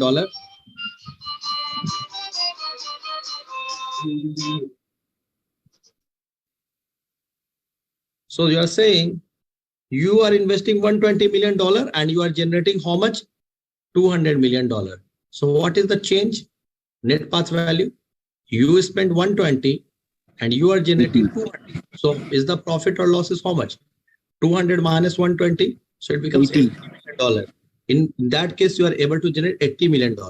And if there is a weak demand and you generate $90 million and you already invested 120, so 90 minus 120 is how much? You are making a loss of minus $30 million. Here, this is step only. Please ask. If not clear, please ask. Build or upgrade. In the question, it is written, you have to make a decision. When you will build a new plant, you will spend $120 million. And when you will upgrade your new plant, you will invest $150 million.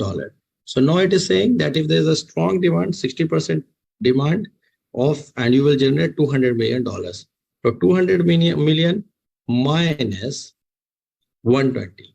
So $80 million. So you say $80 million are, so 80. Now you do that for the same thing. You spend 120 and you are generating 90. So 90 minus 120 is minus 30. And then comes the last one, upgrade plant, invest $50 million, investing $50 million. And if there is a strong demand, you will generate $1.1 million. If there is a weak demand, you will get $60 million. So what you have to do and how? So we are doing it on calculation basis, quantitative risk analysis. So what we have done, build a new plant, $120 million, a strong demand, 200 million. So you come from backside. So you say $200 million I spent, and we were supposed to build a new plant, which will cost $120 million.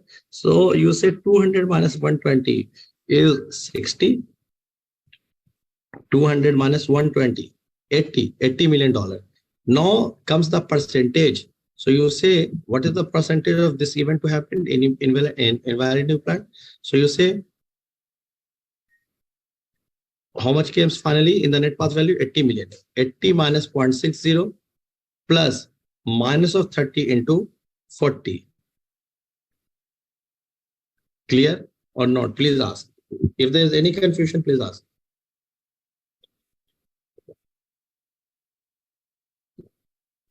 Sir, once can you repeat calculation part?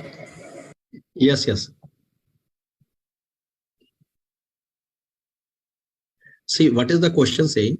That there is a probability of building, and they are saying when you want to build a new plant, you are building a new plant by investing $120 million.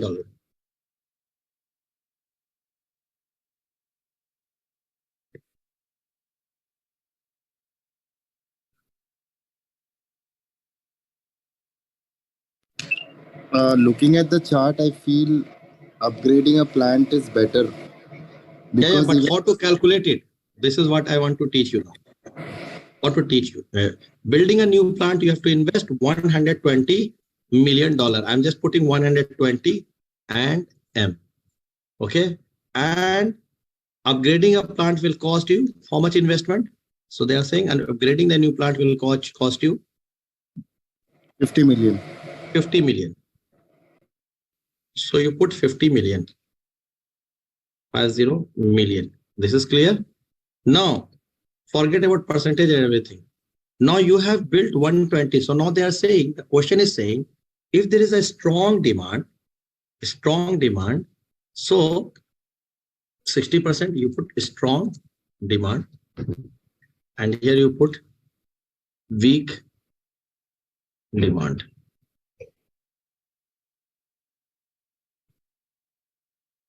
So you say there is a possibility of being a strong demand of 60%, and in that case you are going to generate how much? $200 million. So you are saying we will generate $200 million, and in the bad condition we will generate how much? $90 million. This is given. These all are given. This is given. This all things in black is already given.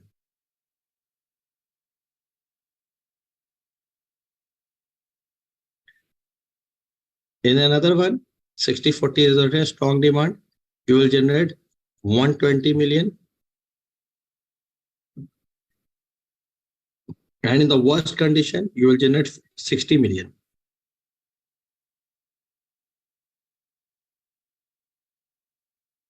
$60 million.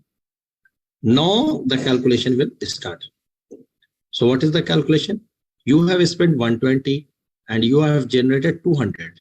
So the outcome is 200 minus 120, which is equal to 80.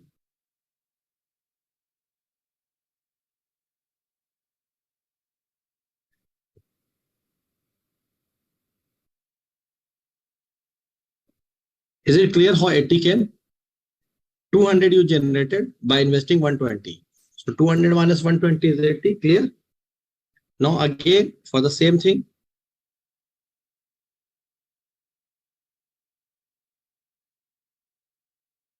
there's a weak demand, and then you will generate 590. No, not 590, sorry.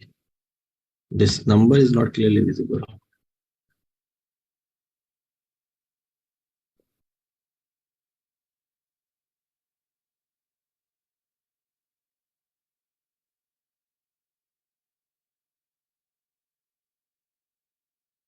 Weak demand 90. See, you invested 120 and you are getting 90. So how much profit you are making? You spend 120 and you are getting 90. So that means you have how much money is left with? 30. 50.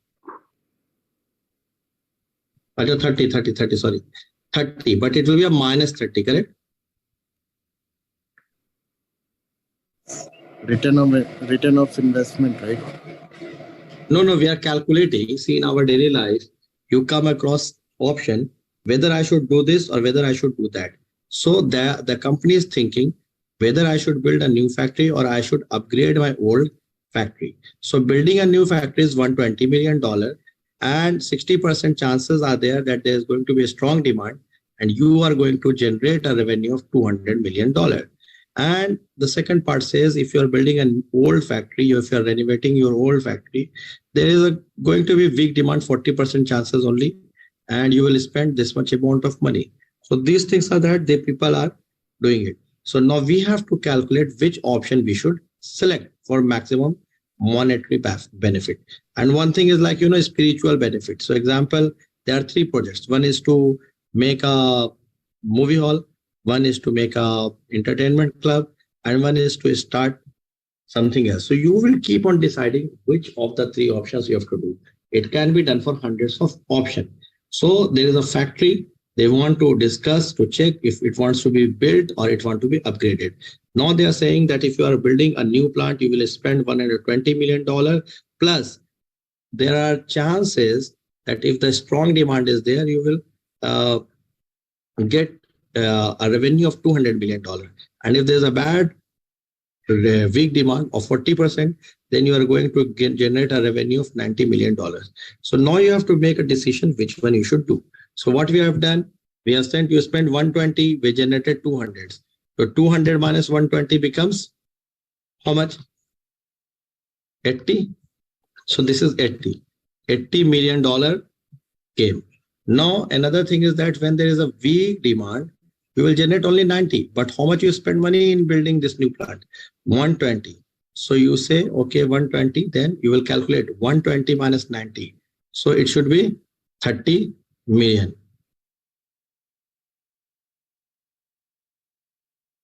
But with a negative sign. Why negative sign? Because it is a number which is smaller than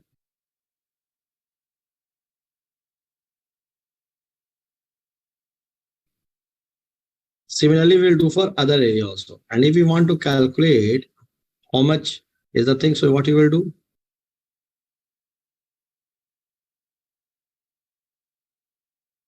You want to calculate the EMB. So what you will do? You will give something bad. You will give something to finish it off. So let's revise it again, because I think when I was teaching this, I didn't pay full attention to this. So it became a bit complex for you all people. So let me make it extremely easy, like a child. So build a new plant, spend 120, generate a revenue of 520. So how much is the net path value? How much chance you are saying taking?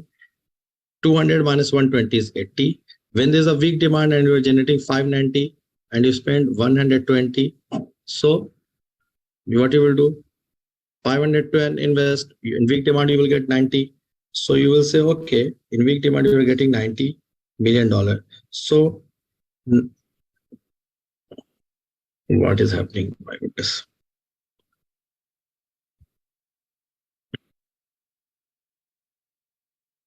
Let me do one very easy thing, paint.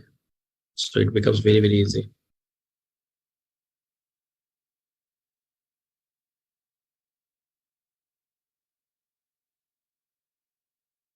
How I do? I will do it myself.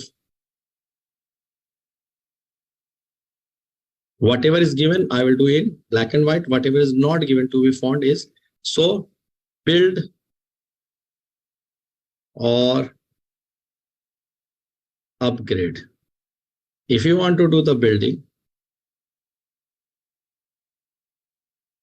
if you build this, build or upgrade, and then you come with two paths. So either, what is the 2 path? Either you build a new plant by investing, build or upgrade. So if you are saying building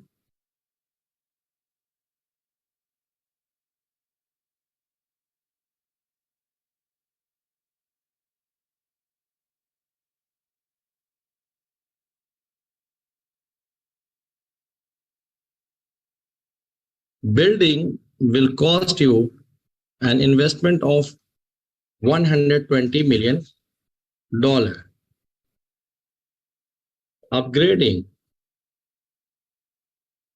will cost you how much?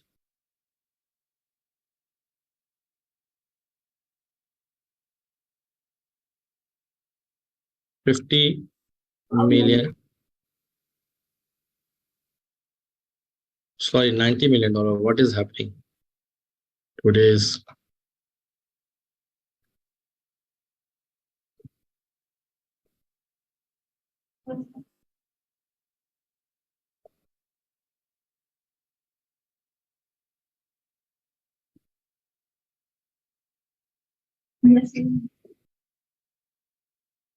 Building by 120, your investment of 120, and upgrading the plant, you are investing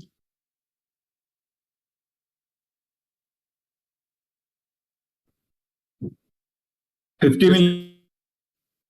Yeah. So now you are saying what? That if you are building and there is a strong demand, you can generate $200 million. And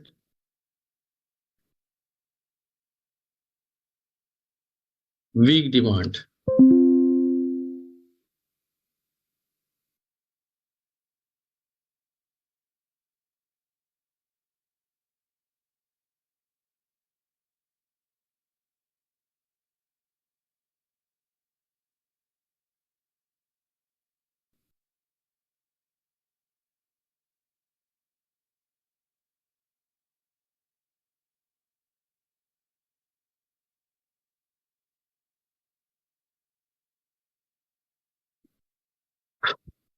this is becoming a small when I'm doing. I don't know what to do today. But generally, it's very confusing now for me. I've left lots of space, so it's becoming confusing. Build or upgrade. Build new plant by spending $120 million. Upgrade new plant by spending $50 million. If there is a strong demand, you will generate 200 million. So if you will generate 200 million and you spend 120, how much is the difference? How much is the net change? So output minus input. Output is 200 minus how much? Where is this? By 120. So you got 80. Similarly here, weak demand 90, and how much you invested? 120. So 90 minus, so it becomes minus 30 million. Minus 30. It will come with a minus sign. Minus 30. I don't know why it is changing like this.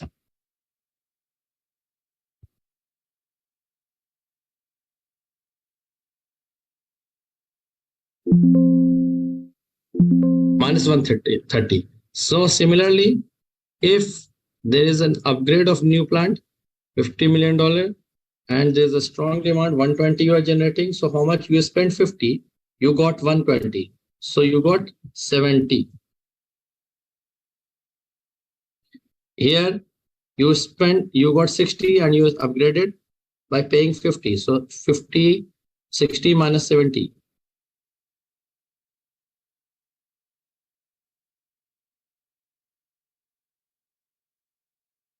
What is happening today? So you upgrading, you are spending 50 and you will earn 120. So 120 minus 50, 70. Similarly, 60 minus 50, 10. Now we are going to do the earned monetary value for every step. So how we calculate the earned monetary value? For calculating the earned monetary value, what should we do? What should we not do? So you say 0.6 into 200 plus 0.4 into 90. 0.6 into 80 plus 0.4 into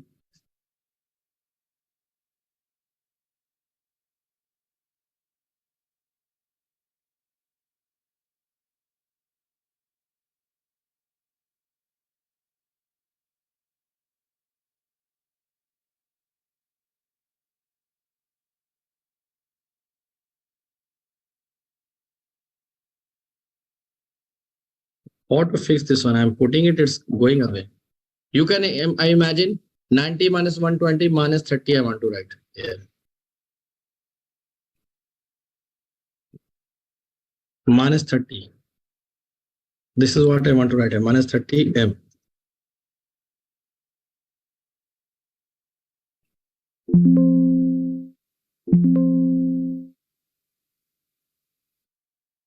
So here also, you spent 50 and you generated 120. Now we are calculating. So we'll say 0.60, which is the revenue that is coming. And how much you generated positive revenue? 80. So you say 0.60 into 80 is how much you pay. Then 40% weak demand 90, and you got here minus 30.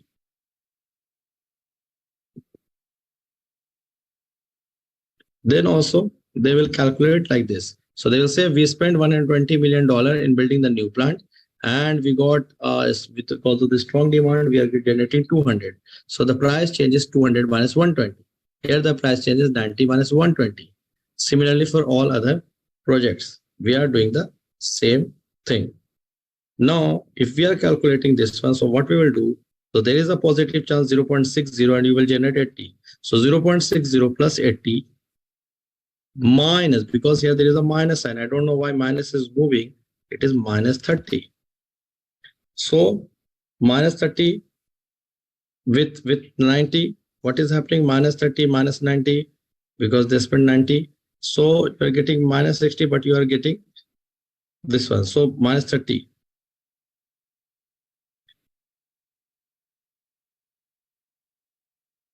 Similarly, 120, another thing.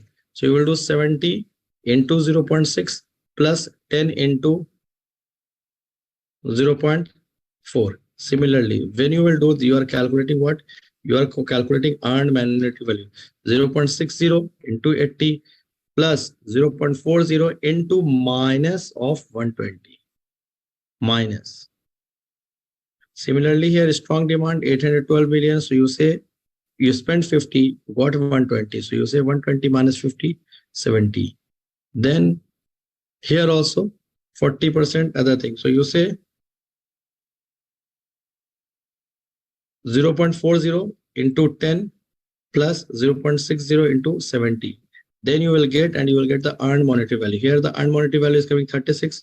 Here it is coming 46. Which is a bigger number? 46. So you will say in decision of EMV is 46 at the risk of 4.6 MO. So like this we calculate. Is it clear, or I should explain it again in a fresh page? Because this is for me also very confusing. No.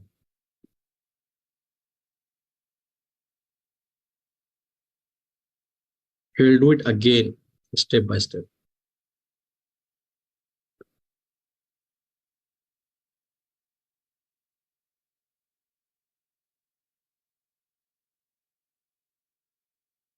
Build,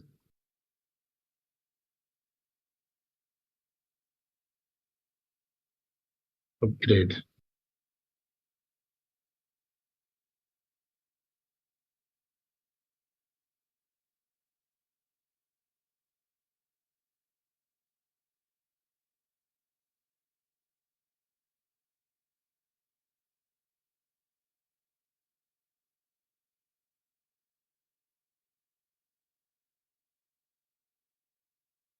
Okay. Question is build or upgrade.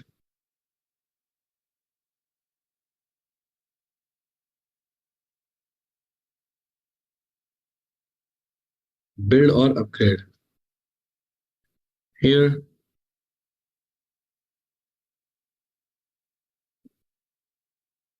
build or upgrade. So the question is there. Now you are saying building a new plant will cost me 520 million.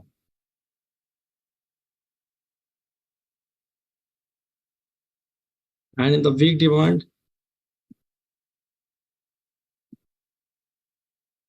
you will get $590 million. Now in the strong demand also, there's a probability that 200 million probability or strong probability is that. So what you do? You spended how much? So you say you are doing what? Like you are multiplying. So you spend 120. I wrote 520. It is 120. I think I have to show my doctor. 120. So you spend 120 and you are getting a reward of 500. So if you see the number is big. You spend 120 and you are getting 200. So this is a good case, good situation. So you spend 120 and 200 million you are getting. So now how you calculating this calculation? Earned monetary value or scheduled network analysis. So you are doing what? 200 minus 120. Minus 200. So you got 80. And in another word, your wife said that so building new plant, it is costing $20 million. So if there is a weak demand, you are going to generate just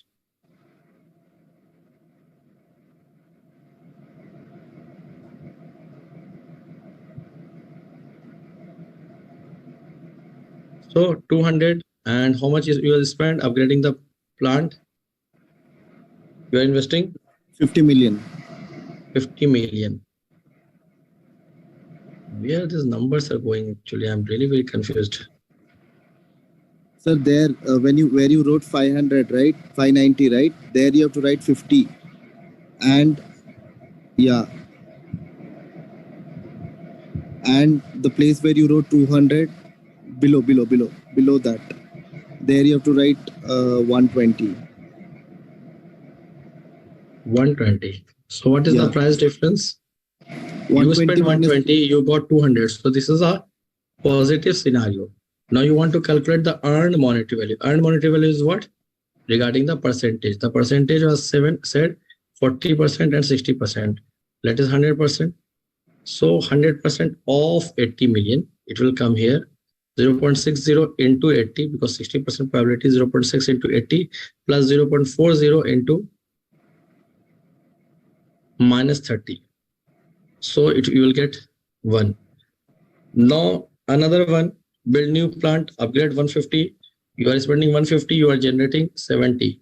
So you are getting a loss of 70 minus 120, which is 70 minus 120, which is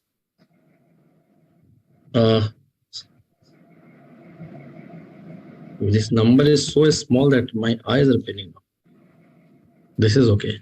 So build or upgrade. Sorry, I took more time. So building, you are spending how much money? You are spending 120 million. Upgrading the plant, you're investing $50 million. And now the question says there is a 60% chances of a strong demand. So if there is a strong, you will generate 200. So how much is the thing required? So 200 minus 120 becomes 80. Similarly, we will do for all. 90 minus 120 becomes minus 30. For second option, we go and see here also 68%. So you say 70M, 7IOM like this. So $10 million. Now what you are going to do, you are saying you are using the word of probability. You will say 0.60 into 80 plus 0.40 into minus 30. So you will get $36 million in negative thing. So in the same way, when you are doing 70 million, you generated 70 into 0.6 plus 10 into 40. Now what will happen? You will calculate your decision tree. So you will say S36M 0.60 into 80 plus 0.40 into minus 30. And here you. So once you will calculate, you will see the decision of EMV in $40 million upgrade plan are better than at $36 million and 44 million. This is a decision tree. Anything that somebody wants to ask? Clear, sir. Clear.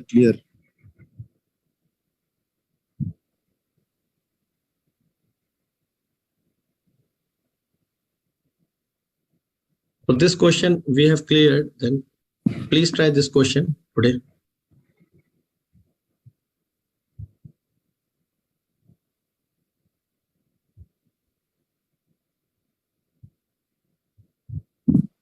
So somebody has already solved. Engineer Mac has done. Please try this one. You are the CEO. Please see the previous example and try to do this question. Please do it now. In rough paper. We'll do it in rough paper. Yeah. Just tell the number, last number, ELB, and which you should.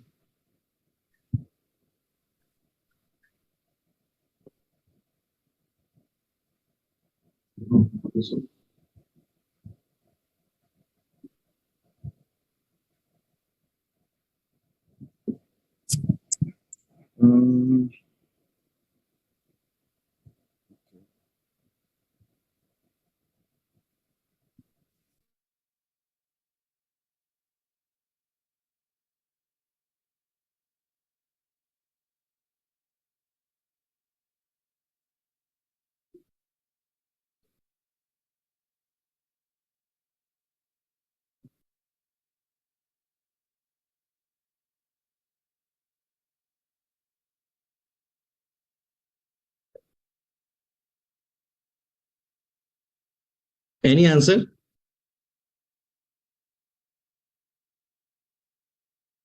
Sir, we're doing it. Yeah, try, please try. Can you put that question? Yeah.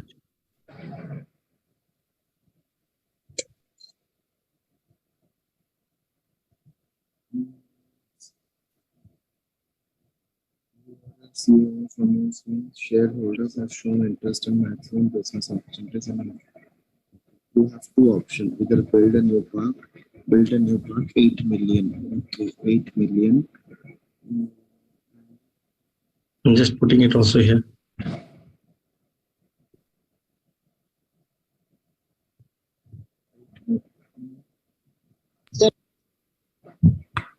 Yeah, I'm just putting it.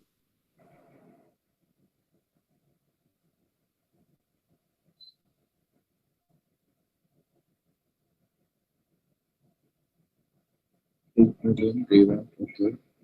75% chance, 75% chance. If you build a new park, 75% chance of high demand and you will realize 15 million. Okay, 75%. Okay. And 25%. That is 15 million. And this is what? 5 million.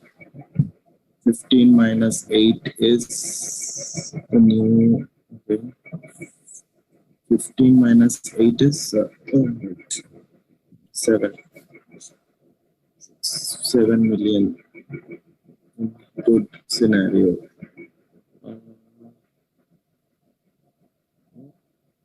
25% 5 million. Okay. 3 loss of 3 million. Okay. Now coming to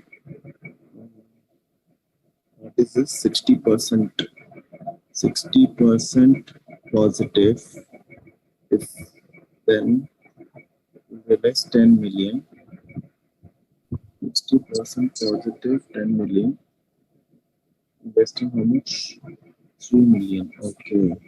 3 million. And in the worst case scenario, it is going to be 40%. 40 will get 2 million. Okay. So 10 minus 3 is 7 million. Minus 3 million. Okay. Minus 3 million. And this is 7 million. And this is minus 1 million. So doing the calculation part here, 0.7. So 75%, 0.75, right?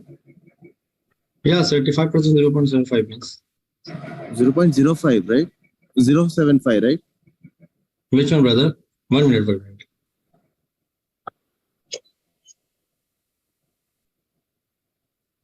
See, this is the way we do it. Actually, I have done it, and then I was just thinking, if you see the previous question, okay, so please pay attention for 1 minute. So build or invest. For building, you have to invest $120 million. And if there's a strong demand, you can generate $200 million. And if there's a weak demand, you will generate $90 million. See, you are investing 120 and you are generating 200. So 200 minus 120, you are making a profit of $80 million. Now, in the same case, if there's a weak demand and you are getting $90 million, but you invested actually 120. So 90 minus 120, you are making a loss of minus 30. Similarly, we found for this one, 50 million you are spending for upgrading. And if there's a strong demand, you are generating 120 million. And if there is a weak demand, you are generating $60 million. 50, 120. So 120 minus 50, 70 million here you are getting. 60 million minus 50, 10 you are getting here. So now we will do the calculation based upon the percentage. So what we are doing? We are doing the earned monetary value here. So we are doing 0.60 for a strong demand into 80 plus 0.40 into minus 30. So it comes as $36 million. In the similar way, when you are saying strong demand here, 70, so you will do 0.6 into 70 plus 0.40 into 10. Here earned monetary value came 36 and here earned monetary value came 46. So 36 and 46, which is more? 46 is more. So that means we will upgrade the plant by investing $50 million, and we will not do what? We are not going to build the new factory. So this is how we do this question.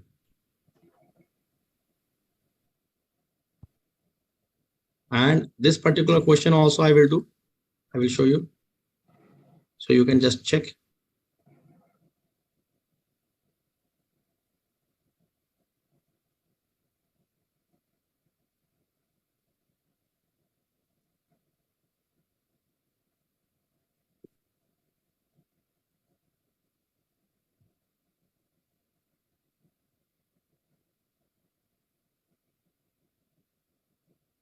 This question that you are solving, see how it is done. It is saying this: you are the CEO, you are building a new park. You are spending $8 million in building a new park.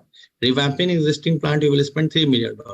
If there is a high demand, you will generate $15 million. If there is a weak demand, you will generate $5 million.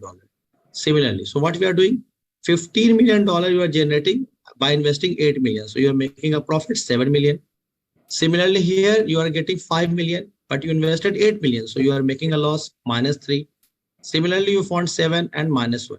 Now, what is the calculation? It's very easy. 0.75 into 7 plus 0.25, 25% means 0.25.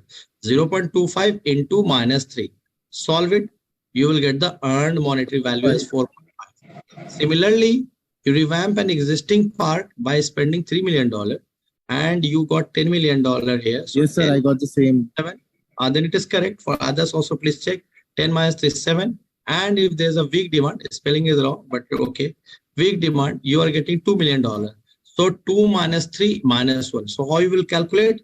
0.60 into 7 plus 0.40 into -1. So the earned monetary value is coming as 3.8. Is it clear? I am also giving it here. Yes, yes.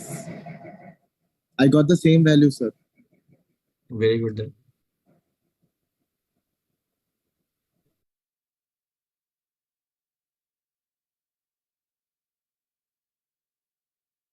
Anybody has any question?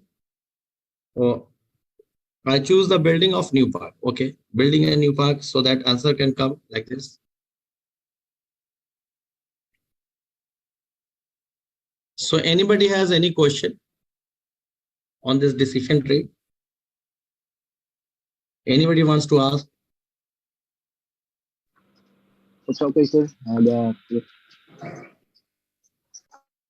So this is what is called a decision tree. Then influence diagram. Influence diagrams are graphical aid to decision making uncertainty. Influence diagram is used to analyze scenarios and to determine what decisions are arrived, like that. Project document update. Once you have found the risk, you will update the project document. Plan risk response. Plan risk response means you will not plan. The key benefit of this process is identifying appropriate ways to address overall project risk and individual project risk, allocate resources and insert activities into project documents and the project management plan as needed, effective and appropriate risk response. So these are the key benefits you will get by planning these things, planning the risk response. So risk register, you will give priority level, which is most important, which is second important. You will nominate the risk owner. Risk owner means who is responsible for doing this. Firefighting, who is responsible? Mr. So and so. Commercial issues, who is responsible? This and so and so. It may also contain preliminary risk response identified earlier. Risk report present the current level of overall risk exposure. The stakeholder risk register identifies potential owners. So you will say again whose responsibility and everything. You will do interviews, facilitation and everything. Strategies for threat. When you find a strategy, there is a threat. So what you can do? 5 alternative strategies may be considered for dealing with threat as escalate. When something you cannot fix it, which is not in the authority of the project manager, you will escalate it to the next management, like the general manager, the CEO, the director, whosoever, so they can take it at a senior level, at a very top level. So that is called escalation. Avoid choosing when a risk is simply not acceptable. Try to avoid that risk.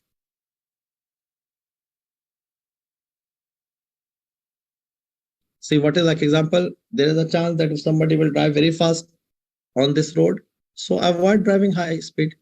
Transfer involves shifting ownership of a threat to a third party, like buying insurance, performing bond. You are transferring, correct?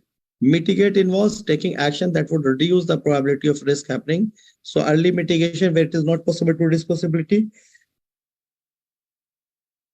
So example, there is a chances of some risk. So you try to mitigate it. You try to decrease the effect. Accept, just accept the risk and go ahead with the work. So that is accept. So strategy, escalate, and for opportunities, that was for threat, and this is for opportunity. If you find some opportunity, you should escalate it. You should try to exploit it. And what is exploiting it? Try to take benefit of it. For example, any particular thing has happened, so you should exploit it. You should try to take the maximum benefit of that particular thing. Share, enhance, same thing, accept. Contingent risk response strategies, like we said, the management has and its contingency. So the project manager plans couple of his own contingent response strategies for overall project risk: avoid, explore, transfer, share, mitigate, enhance, accept. Data analysis, alternative analysis, cost and benefit analysis. So decision making, multi-criteria decision making you do based upon multiple conditions, and change request, these all things are there. So difference between enhancing and exploit. What is the difference? What it means, exploit is a strategy focused on increasing the probability of occurrence to 100%, where enhance is the mirror image of mitigate for negative risk. So example, let's say we are participating in a company charitable raffle, and hence we have a positive risk of winning the main raffle. And enhance strategy would be buy more tickets than other people are doing, so you will get more chances of getting the prizes. Another reason is exploit strategy will be buy all the tickets, so whoever is getting the winner, you are the winner. So this is we come to today's end, session end, and if there's anything to ask, then otherwise we'll start tomorrow with project procurement.